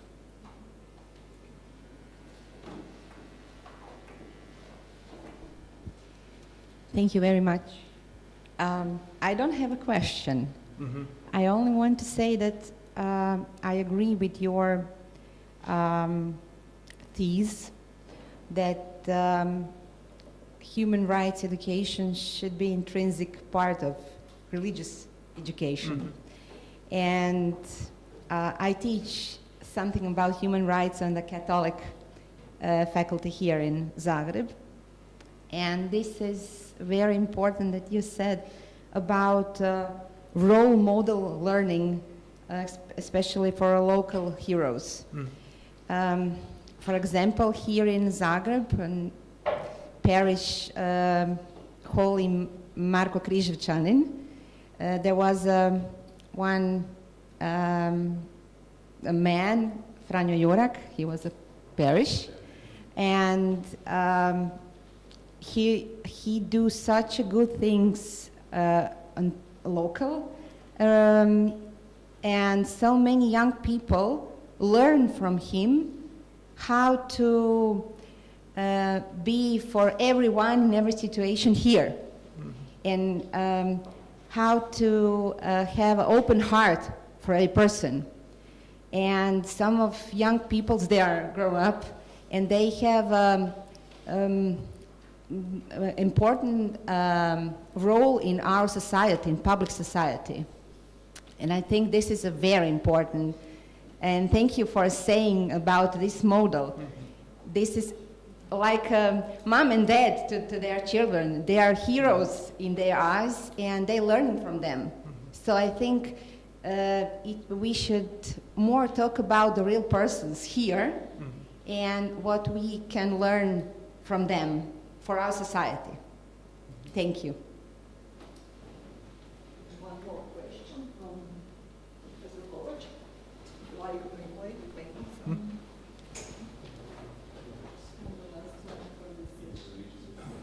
This will be last question. Okay, that's all. Bernard. In fact, I have three questions, Yeah. but I will try to express only one. Only one. Thank you very much for your lecture. I am interested, can you improve, can you explain or improve the dialectic between human rights and religion? Because human rights usually supposed an universal view or vision of the world of humanity. And it's a specific Occidental concept. But religions usually speaks about duties, about obedience, not so much about rights. Only, I would say, the Christianity, the last 50 years maybe, and the Roman Catholicism, speak about human rights, but before it was a more secular concept. So I mean that also human rights today in the context of interculturality is not an universal, or is less and less an universal concept. I mean, in different culture, in different religions, in Islam, for instance, in Hinduism, we have a very different conception of human and of rights. And in an other hand, in the Occidental society, the human rights is a concept who is more and more relativized, underestimated, devalorized, if I understand, with the poverty in the society, for instance.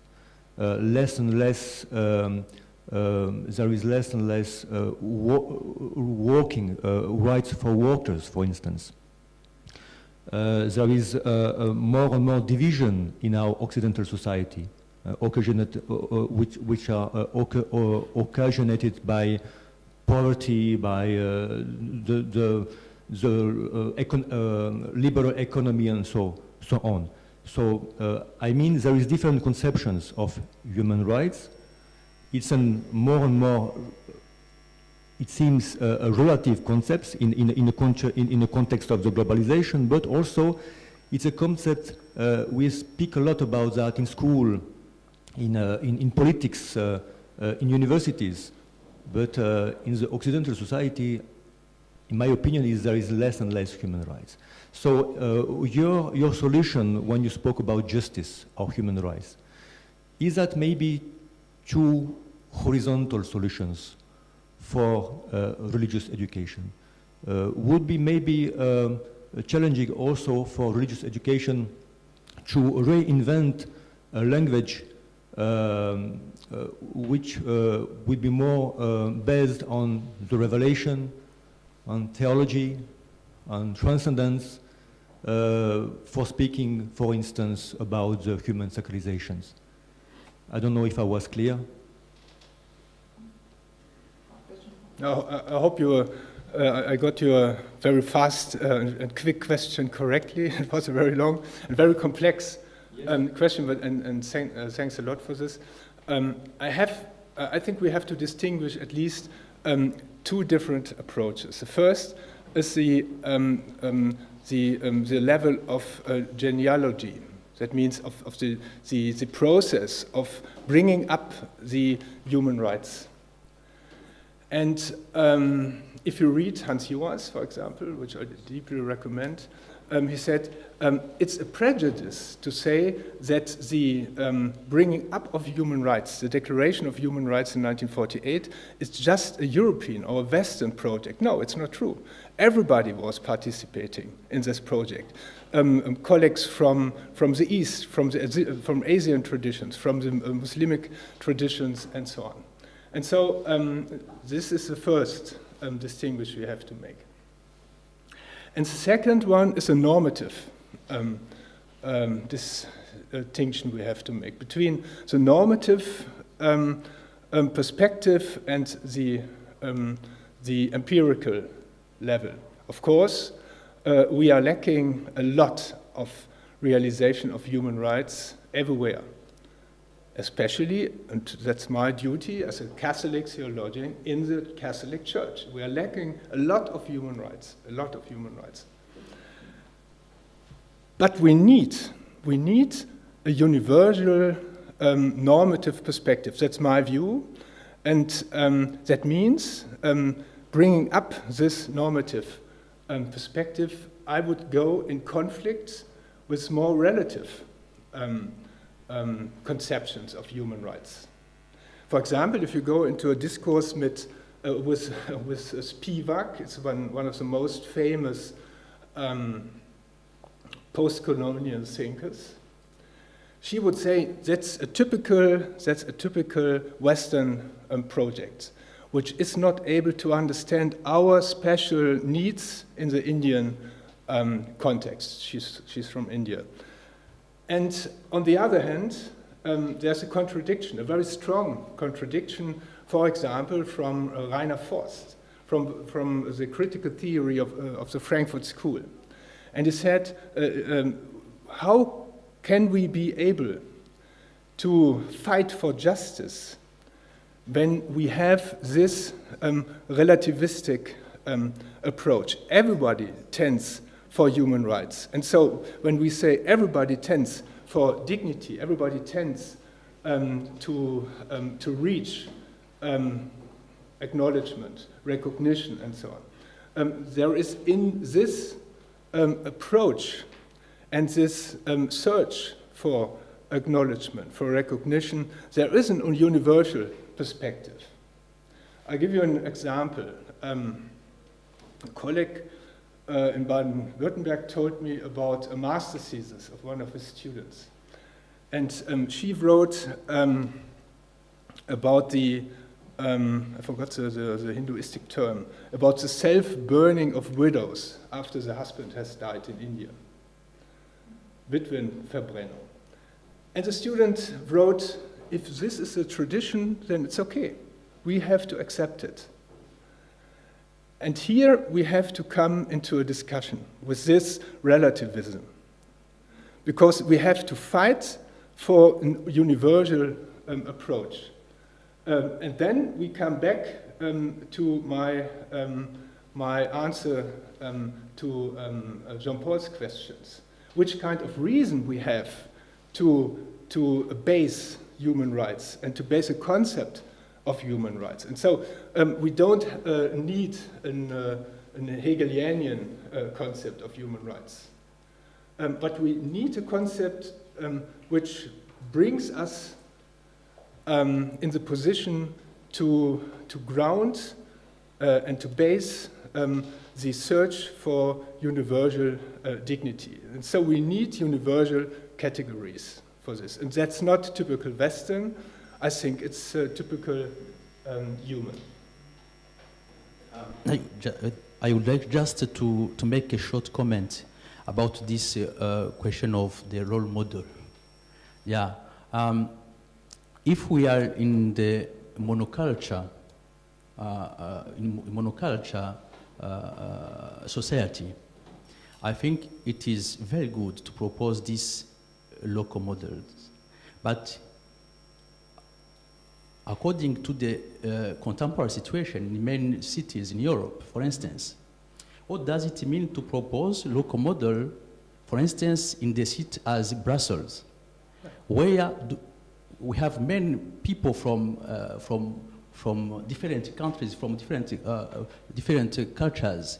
In that case, to propose a local model could be an element of exclusion for the child, who could think, why your role model who are similar to you, we don't see them in our classroom, for instance. And this could be felt as an element of exclusion. We could continue our discussion, but it was very important for me to mention that in order to say, yeah, for instance, in my village where I come from, I proposed 2 role models because we are in a monoculture society. But how to propose more role models in multicultural society? That is the question. Without fall down in nationalism, in exclusion. For me, just a comment, because I think that's very important, because it goes to the core of my understanding of religious education. I said content and methodology have to be correlating. That means if I reach out to freedom and autonomy, I have to bring up the students, and I have to enable them, and I have to let them participate in this process. And that means, why wouldn't you ask the students, what is your role model? What is your role model? And so you have in classroom, you have a discourse, if you want so, an intercultural discourse about their own role models, and there you can see what a pluralistic or heterogenic society is. That means subject orientation is the most important thing. Okay. Thank you, Professor. Once more, and the discussion continues. Please go out, stretch your legs, and 10 minutes short break we have. Thank you.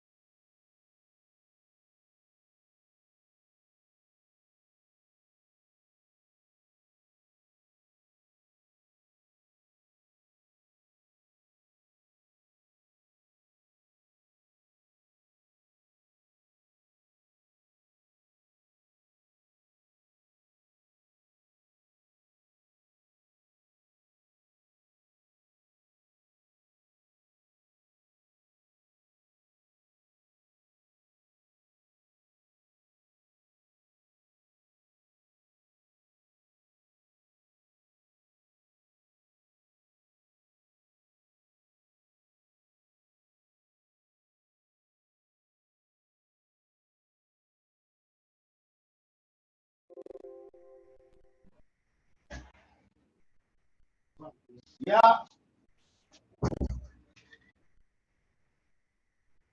Eccomi qua.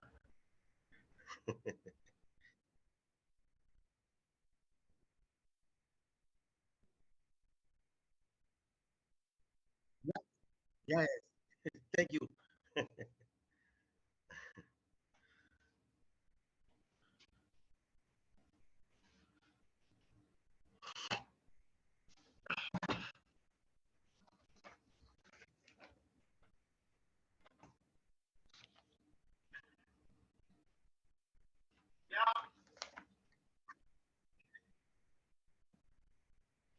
Eccomi qua.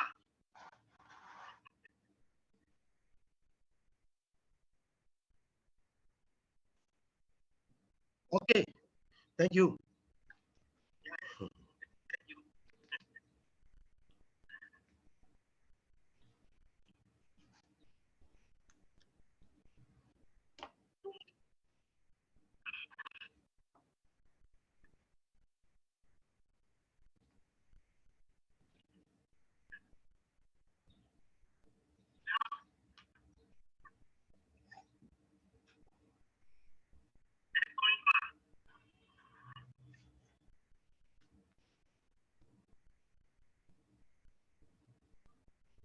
Okay, thank you.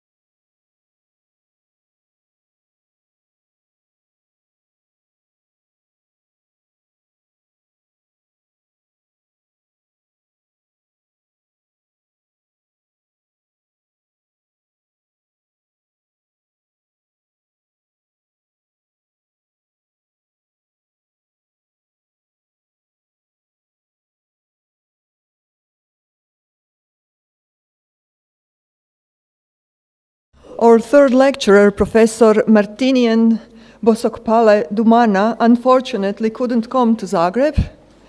But Professor, we are glad that we can see you even online. Greetings from Zagreb. Well, okay, we see Professor. And Professor also can see you on his screen. Professor Jasna Šego will read prepared lecture, and Professor Bosokpale Dumana will answer questions after. Our third lecturer, Professor Martinian Bosokpale Dumana, unfortunately couldn't come to Zagreb. But Professor, we are glad that we can see you even online. Greetings from Zagreb. Thank you. Well, okay, we see Professor. And Professor also can see you on his screen.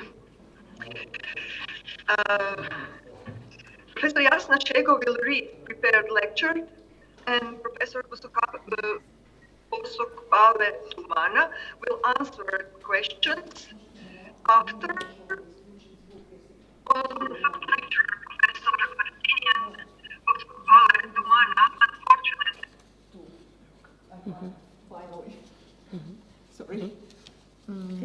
I just need a short present professor, of course. and then I'll call you. Okay. Some technical difficulties, but we can go on. Professor Martinian Bosokpale Dumana is a professor at the Catholic University of Congo. The National Pedagogical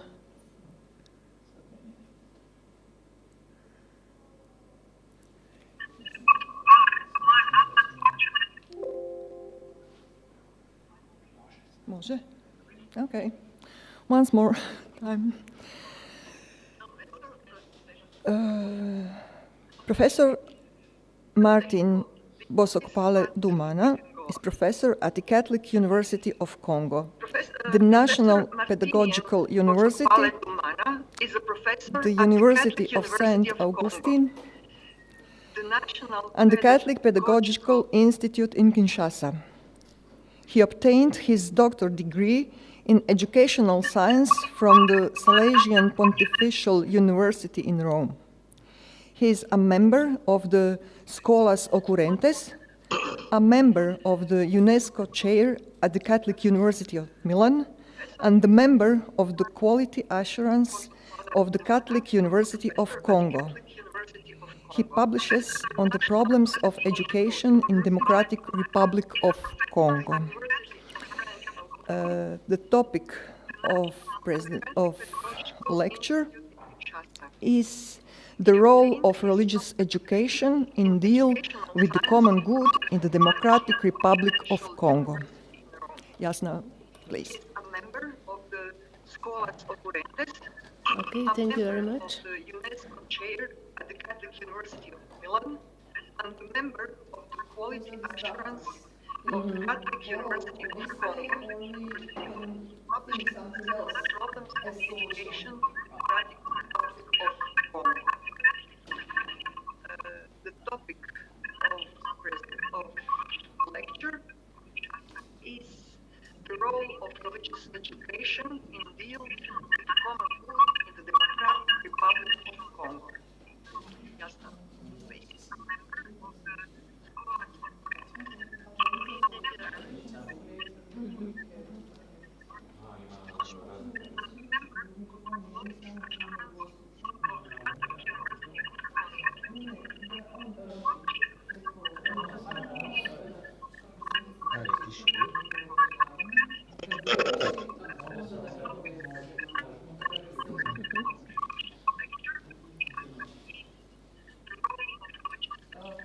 Professor, we will disconnect you right now, but we will connect you after the presentation. It's okay? Okay. Okay. Yeah. Can I start? Okay, thank you very much. Good morning, everyone. I have been asked to speak on the role of religious education in the management of the common good in the Democratic Republic of Congo. The theme of my intervention implies to reflect on the contribution of the men trained in the Catholic schools within the institution of the state. Rather than making an assessment of the quality of work carried out by each Catholic learner in his professional environment, which would be very ambitious for us, our purpose will be to focus attention on the means that religious education implements to make learners capable of participating actively in the management of the res publica within the Congolese state. If we want to have citizens with appreciable ethical conduct, we must begin by training them at the school level, by providing them with the necessary assets to devote themselves to the services of their society. The school is the place of preparation for a civic and political life worthy of citizens. In this contribution, I propose to examine the place reserved to religious education in the teaching of education to citizenship with the schools of the Democratic Republic of Congo. Our interest will be simply pedagogical. It will focus on the hypothesis according to which religious education is a preparation for the respect of man and the public good. For it is man who must be at the heart of any political commitment, whose preparation begins on the school bench, to try to verify the hypothesis thus formulated. 2 points will be considered in my intervention. We will speak, first of all, about the religious teaching and the education to the citizenship. The objective will be to examine the relationship between citizenship and religious education in the Democratic Republic of Congo. We will then propose some reflections that aim at a permanent dialogue between Catholic education, civic education, and the management of a common good. The method of our intervention will be analytical. We will first proceed by presenting the achievements of religious education in the teaching of citizenship before examining its limits and proposing future perspectives. Religious education and education for citizenship in the Democratic Republic of Congo. Let's start with a simple, purely linguistic definition. Citizenship education is a set of pedagogical principles that aim to provide learners with the necessary assets to become worthy citizens within society. Thus defined, citizenship education is first and foremost a pedagogical concept and concerns the area of education citizens to become responsible members of society. As can be seen, citizenship education involves 2 important elements, namely, becoming a citizen and responsibility. Becoming a citizen is not a matter of chance. It is not acquired by the simple fact that we belong to a given society. Our national or continental identity does not elevate us to citizenship. Instead, citizenship requires continuous training, awareness, and aspiration to a good life. In other words, citizenship is an educational task that involves the moralization of learners to ethical aspirations.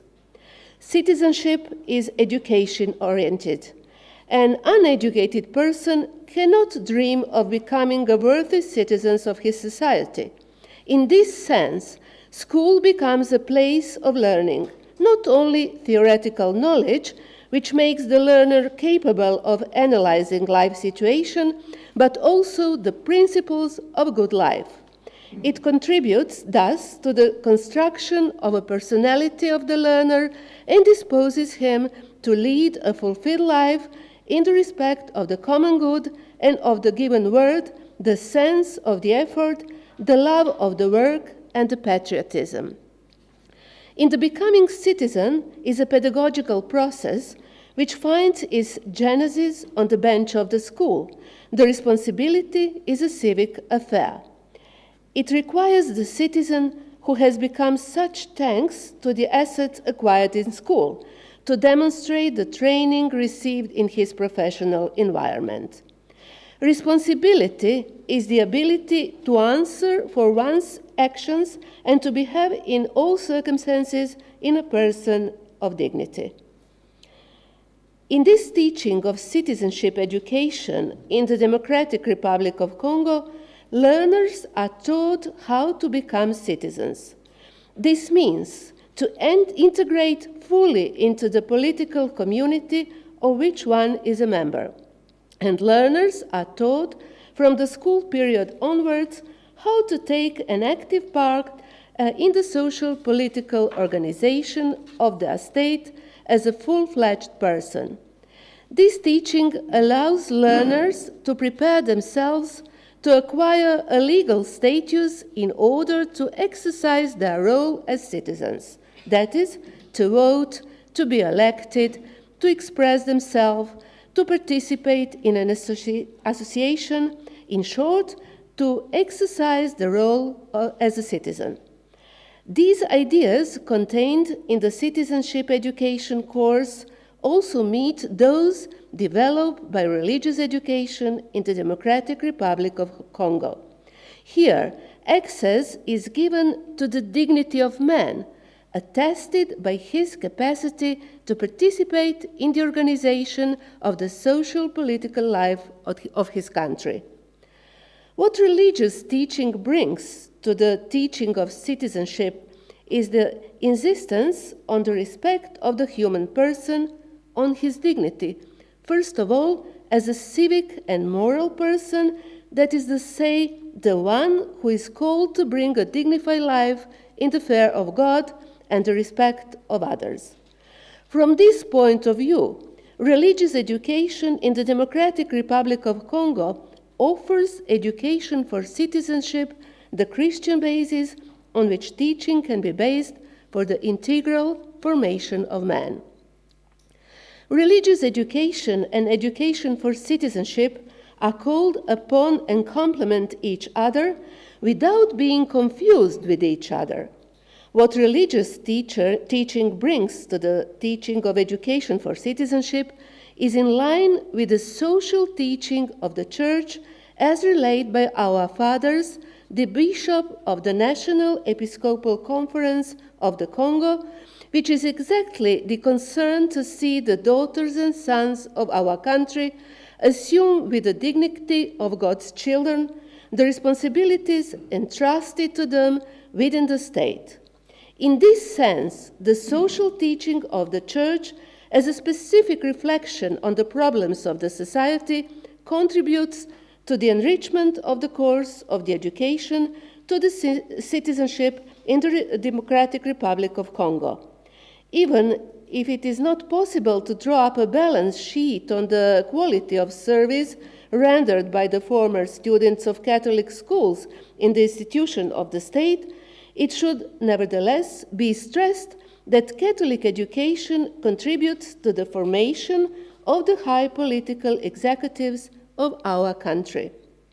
But if religious teaching meets the aims of education to citizenship in Democratic Republic of Congo, it should also be noted that this teaching contributes to the understanding of the meaning of common good. For only those who have learned a sense of responsibility and respect for the public good can manage the good of all right from school. Let us see now how religious teaching contributes to the management of the well-being of all. Catholic education and management of the common good in the Democratic Republic of Congo. At the outset, it is appropriate to clarify the meaning given to the concept of the common good in order to identify the way in which its management is envisaged in the context of Catholic education. We would like to start from its general meaning before addressing it in the understanding of Catholic education in the Democratic Republic of Congo.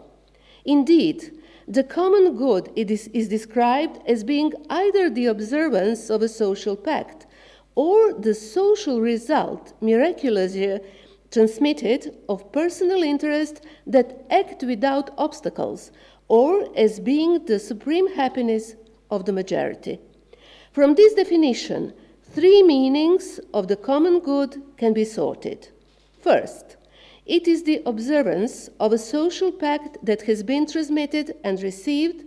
Second, personal interest that act without obstacles. Third, the supreme happiness of the majority. Two meanings of the definition of the common good hold our attention, namely, the inheritance transmitted and received as well as its meetings of supreme happiness of the majority. If the first meaning leads to think of the common good as something that precedes us and whose transmissions to the others is a civic duty, the second meaning, as for it, implies to consider the common good as a matter of the greatest number of the population. Far from wanting to decide between these two aspects of the human good, we consider the fulfillment of everyone as the common denominator of those two definitions. This is what meets the position defended by religious teaching, which defines the common good in a general way as being the whole of the conditions necessary for social life, which allow the group, but also each of its members, to reach more completely and more easily their own fulfillment. The development of all being the objective of common good, religious education in the Democratic Republic of Congo becomes one of the factors of realization of this objective. In the existence of any society, the common good is the goal of all social action. What people are called upon to do is oriented towards the goal of promoting the happiness of all in order to allow the blossoming of the group, but also of each member who is part of it. The common good is inseparable from the very existence of society. It is its purpose. The common good is the goal of social production. It enables men in society to strive for happiness. From this point of view, we can say that the very purpose of living together is the fulfillment of all. We can only live well to the extent that each member of our group works for the satisfaction of the other and vice versa. One of the common good that religious education helps to maintain in the Democratic Republic of Congo is peace. Religious education works to promote peace, first of all, in the social environment, by teaching students mutual respect and tolerance in the face of cultural and ethical diversity. In a Catholic religious institution marked by the presence of Catholic pupils, the problem of respecting the Catholic identity of the establishment, the problem also of a complicated crossing between the proclamation of the Christian faith and the gratuity of the welcome, to see the perilous crossroads of the otherness between peril and dialogue. Thus, the first mission of religious teaching is to promote peace in a context of cultural diversity. In addition, religious education in the Democratic Republic of Congo contributes to fostering peace in a society marked by the phenomena called the revival church. In Kinshasa, in the Democratic Republic of Congo, for example, it is possible to find a church on almost every avenue with large sound equipment, a pastor who is often self-taught and who attracts many followers. In such a context, the pupils of Catholic schools are trained in the respect of religious opinions in the classroom with their classmates. If religious education participates in the promotion of the common good through education for tolerance, it must be situated with the general framework of education for values in pluralistic democracy, as developed in social doctrine of the Church. Here the emphasis is on respect for freedom of opinion, difference of views, race, custom, and gender, which is found in democracy. In the particular context of the Democratic Republic of Congo, the promotion of peace and the rule of law being part of the common goods that religious education aims at.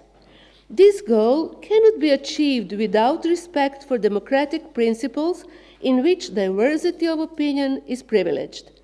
The value of democracy can only be exercised to the detriment of these other values, which are peace and public order, which condition any undertaking aimed at establishment of the rule of law. It thus appears that religious education, by insisting on respect for the personal and cultural diversity, contributes to the construction of a just Congolese society where men and women of different origin feel happy to live together. But if it is true that religious education contributes to the promotion of peace, first from the school, then in the society where men and women of different origins live, then it must be noted that in the context of the Democratic Republic of Congo, much remains to be done. The responsibility of the state is not yet fully effective in Congolese society. Several areas of social life, such as the effective management of teaching staff, still suffer from the involvement of state for the promotion of the common good. Even if the implementation of the project of free education has taken place in the Democratic Republic of Congo, several factors, notably the effective follow-up of the school calendar, the training for the improvement of teachers' capacities, etc., have not been taken into account. In this sense, even in the religious context, one works for the common good. There is a common good whose realization is the duty of politics. The Congolese state must put in place a policy with people capable of working for the promotion of the well-being of all. The work of the church through religious teaching in the Congolese context is also to remind the state of its obligation related to the realization of the common good. The role that the Congolese state must play from now on is to do everything possible for the effective promotion of the common good in the context of living together. Among the tasks of the state, one must count the organization, structuring, and effective implementation of the conditions for the realization of the happiness of each and every person. On this plan, the Congolese state is still dragging its feet. Not only is the state still dragging its feet in structuring the common good in the Democratic Republic of Congo, but also, and above all, it is unable to apply the principle of subsidiarity, a guarantee of the promotion of the common good. Subsidiarity concerns the organization of society and, more precisely, the relationship between its various natural components. It is the recognition of the place that each social structure must occupy in the promotion of the happiness of all. Among these social structures, it is advisable to quote the family, the commune, the company, or the administration in which one works, the associative world, in short, all the forms of organization called intermediate bodies, which are situated between the family and the state. Consequently, it is necessary to make other intermediate organs of social life responsible so that they work to promote happiness. To do this, the Congolese state decentralized the activities of the promotion of the common good for the level of each social organization so that it can help it to reach its objectives. Conclusion. The common good is not an acquired, static, one once and for all, nor it is a horizon that can never be reached. On the other hand, it remains a quest whose realization implies the participation of each sector of the national life, from the family to the school to the public institution of the state. It is on this tone that we think to conclude this intervention, which brought on the role of the religious education in the management of the common good in the Democratic Republic of Congo. Two aspects were approached in this intervention. The first aspect was to justify the place of religious education in the teaching of citizenship in the Democratic Republic of Congo. The fundamental reason was to see how religious teaching participates in the formation of Congolese citizens from the school environment. For if the common good is a matter of all, citizenship is one of the conditions of the realization of the happiness of all in a world marked by cultural, linguistic, ethnic diversity, etc. The role of religious education is to participate in the promotion of a society where tolerance is an indispensable value for the promotion of the common good. In a society torn from within by conflict in all their forms, ethnic conflict, armed conflict, criminality, poverty, etc., the members cannot work for the happiness of all. The objective will be to privilege the private interest to the detriment of the well-being of all, that is to say, the common good.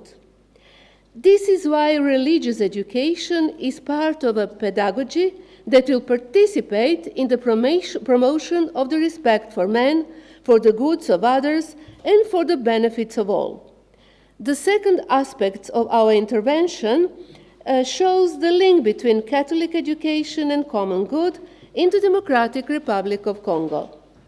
The stake of this second point of our intervention revolved around the idea that if the common good is an aspiration of the whole society, religious education in the Democratic Republic of Congo is one of the means of its realization. 4. It trains learners to peace in a context marked by religious diversity and the phenomena of revivalist churches. Peace is a condition for the acquisition of happiness in a pluralistic context. The responsibility of the state, which is not fully assumed in the Democratic Republic of Congo, is to guarantee the proper treatment of teachers, to monitor the functioning of projects set up for the happiness of all, and to promote the democratic principles of subsidiarity. The role of religious education in the management of the common good in the Democratic Republic of Congo remains a task to be done, to be redone and to be protected, because our society is characterized by cultural diversity, the promotion of democracy, which implies respect for the opinions of others, and the plurality of religion, which calls for tolerance in living together. Thank you very much for your attention.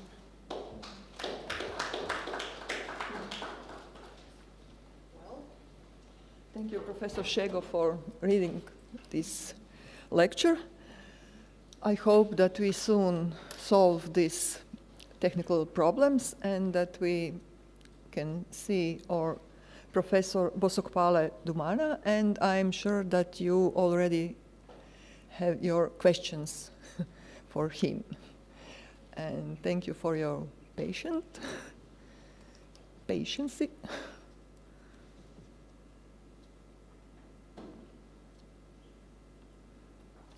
Maybe, Thea, you will.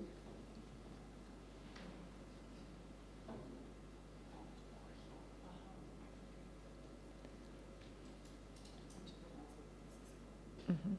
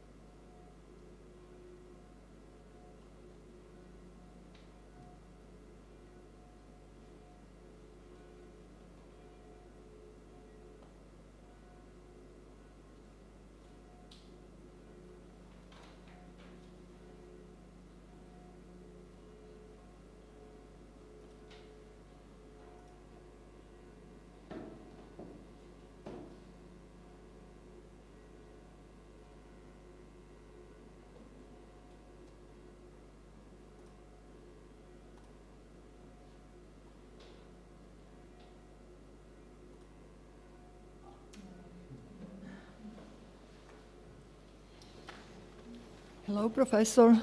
Do you hear me? Do you see us?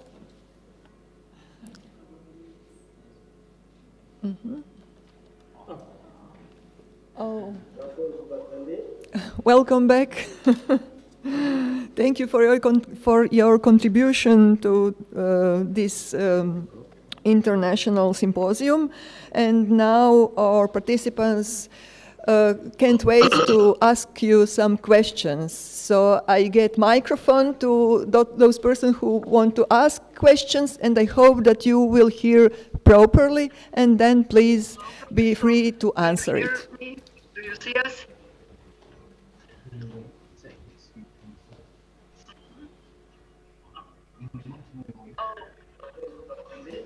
Welcome back. Thank you for your contribution to this international symposium. And now our participants. Okay. Okay. Yeah. Dear Martinier, it is a pleasure to see you online. But yeah, it is a great pleasure, and your conference was very interesting.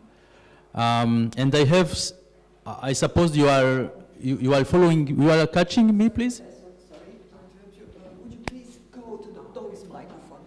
I'm not so very well with microphones, but this is one that Professor. Yeah. Dear Martins, maybe. Okay. Okay. It's okay. Yeah. Okay. Thank you very much. I'd like to ask some questions about concerning the conference of my colleague from Kinshasa, Father Martinier, with whom we collaborate since many years. And my first question concerns when we talk about the contribution of social teachings of the church in religious education through the documents of bishops. I would like to ask you, as theologians in Congo, are you consulted when bishops are going to write a new document? That is my first question. The second one, it was a very good idea to develop inheritance as common good inheritance, and I would like to know how to concrete this notion of inheritance, cultural inheritance, for instance, in religious education. How? When we know that in many schools in Africa, religious education is taught not in native language. Not in native language. That is the second question. The last one, it was very interesting to hear how to help children to live the experience of, for instance, of peace, of common good. It is very interesting. And now I would like just to know if, as the church, if there is a possibility of making a link between what is done in religious school, in that case of common good, and what it can be done in parishes, and what is done in families. Yeah. Is there some continuity, or there is an interruption which could be problematic? Thank you, dear Martinier. Just a moment, please. Répétez en français. En français. Can you repeat in French? But he has someone who will translate. Okay, there's no problem, but it will be very... Yeah. Yeah, cher Martinien, tu as parlé de la contribution, de la présence, de l'importance des documents de l'enseignement social de l'Église dans le cours de religion pour l'éducation au bien commun. C'est bien? Dans le cours de religion. Est-ce que vous...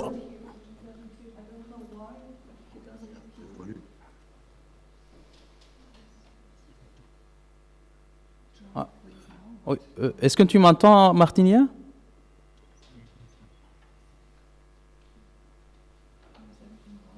Oui.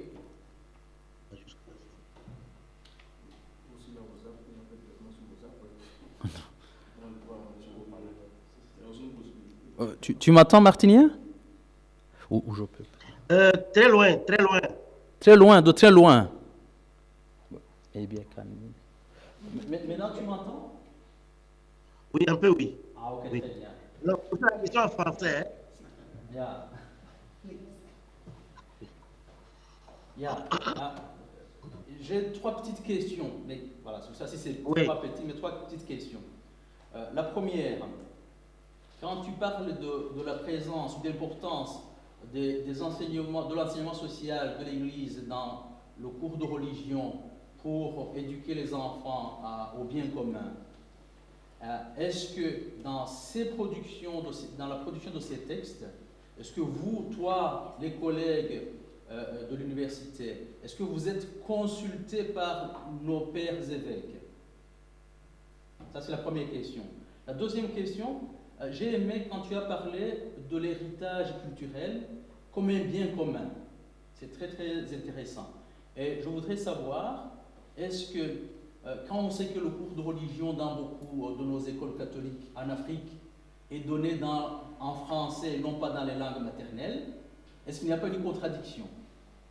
Je suppose que ça n'est le cas aussi dans beaucoup d'écoles au Congo. Alors la dernière question, c'est bien qu'à l'école, au cours de religion, on propose l'enseignement, on prépare les élèves à être des citoyens responsables de bien gérer les biens communs, par les exercices, par les petites associations, par tout ce que tu as dit. C'est très important. Mais est-ce qu'en tant qu'Église, ne serait-il pas plus intéressant de penser une connexion entre ce qui se fait à l'école, ce que tu proposes à l'école, ce qui pourrait se faire dans les familles chrétiennes et ce qui pourrait se faire dans les paroisses, en pastoral? Merci. Oui, alors je vais répondre et tu transmets aux autres. Hein? Jean-Paul? Oui. Vous m'entendez? Je voudrais répondre et puis je fais une petite transition. Oui, tu peux. Hein. Oui. Alors, de l'importance de l'enseignement social de l'Église pour éduquer les enfants dans les biens communs, nous suivons toutes les orientations de l'Église et en particulier de la CENCO, c'est-à-dire de la Conférence épiscopale nationale du Congo. C'est la Conférence épiscopale nationale du Congo, à travers ses différents bureaux qui travaillent pour le social, qui travaillent pour l'éducation, qui travaillent pour la politique, qui nous donne des orientations à pouvoir enseigner aux enfants ce qu'on appelle le bien commun à partir de l'enseignement de l'Église, particulièrement l'enseignement social de l'Église. Donc, nous suivons d'abord les orientations de l'Église. Sans ces orientations, nous ne pouvons pas aller de pêle-mêle autrement. Ça pose des problèmes avec l'État. Donc, nous suivons les directives de notre conférence épiscopale nationale du Congo pour les enseignements dans les différents domaines. For the first question about if our colleagues are consulted when bishops have to product a document about the common good, Martinier says they follow just the document. Martinier, Il y a la conférence épiscopale. From the National Bishops' Conference. Yeah. But he didn't answer to the question if our colleagues are involved. Ma question était de savoir, est-ce que vous, en tant que spécialiste de l'université, vous êtes consulté avant la production de ces documents? Et évidemment, l'Université catholique du Congo, hein, c'est le berceau de l'enseignement, des réflexions pour donner à la SENCO et à toutes les institutions catholiques hein, la matière pour les enseignements. Yeah. Colleagues there are consulted by bishops before producing the document. Oui. Alors, la deuxième question, héritage culturel pour les biens communs. Est-ce qu'il n'y a pas de contradiction quand on enseigne en français, en tchèque, etc. Moi, je crois qu'il n'y a pas de contradiction. Pourquoi? Parce que la langue est seulement un véhicule qui aide à exprimer une réalité. Donc, moi, je peux exprimer mes réalités culturelles en français, en anglais, en espagnol, dans toutes les autres langues, pourvu que je ne trahisse pas mon identité et l'héritage culturel. Yeah, I am going to try. To summarize. He thinks that even if in religious education is taught in many areas in Africa in other languages different from the native language of the young people, the students, he thinks that something which is important is the content, not the language. Oui, alors, la troisième question, par rapport à la responsabilité des biens communs qui se fait dans l'église, les écoles, les familles, les pastorales, tout ça, à l'Université catholique du Congo, il y a même un institut panafricain qui forme des citoyens congolais, en particulier catholiques et autres de bonne volonté, à la gestion des biens communs de la société. Parce que nous savons que nous avons beaucoup de richesses au Congo, mais ces richesses sont éparpillées dans les poches des personnes. Alors, l'Église a cette mission à travers l'université de conscientiser les citoyens congolais de bonne volonté et catholiques en particulier. D'ailleurs, au Parlement, il y a un groupe de catholiques qui sont là pour promouvoir les valeurs chrétiennes catholiques. Et c'est à travers ces institutions que nous essayons d'atteindre les hommes politiques, les différentes couches de la société congolaise, pour qu'ils prennent conscience du bien commun et les gèrent pour le bien de tous. Parce que vous savez, il y a beaucoup de difficultés même à travers les pays voisins, les Rwanda, etc. Tout ça, c'est autour des biens communs, puisque les choses ne sont pas bien gérées. Et alors, on doit aider ces gens-là à prendre conscience de cela et à penser aussi aux autres qui n'ont pas le même moyen qu'eux, puisque tous ces gens, ils gardent l'argent, ils font des bêtises avec ça à l'extérieur, mais la population souffre. Et donc, notre objectif, c'est que la population bénéficie aussi amplement des biens communs du pays. Mais ça doit passer à travers une bonne éducation des citoyens qui passent par les valeurs chrétiennes. In the university, in the Catholic University of Congo, there is an institute which trains people about how to manage common goods in society, and they insist on the training of Catholics, which has political responsibilities. Even in the parliament, there is a group. There is a group from different group which try to defend, to promote the values, the interests of the church, the values of the church. J'ajoute aussi que Nous avons même à l'intérieur de l'université, pas seulement l'Institut panafricain, mais nous avons aussi School of Management, où des personnes qui travaillent dans les grandes sociétés viennent le soir pour avoir des cours de gestion là-bas. Yeah, the university organizes some trainings for people who are engaged in concrete life. The training in management with this spirit of Catholic Church. Yeah. Thank you very much, Martinia.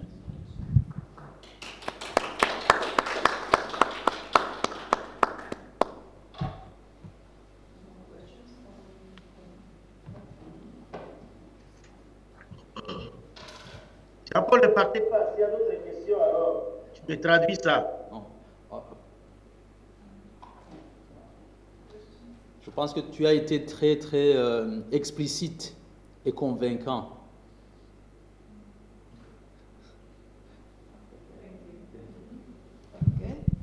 Thank you, Professor Bosokopale Dumana, for your contribution. Greetings. Stea greets you from Zagreb to Congo. And now, dear participants and lecturers, thank you for your patiently collaboration during this morning session. Now we have a lunch break and we will continue at 3 o'clock. Thank you a lot.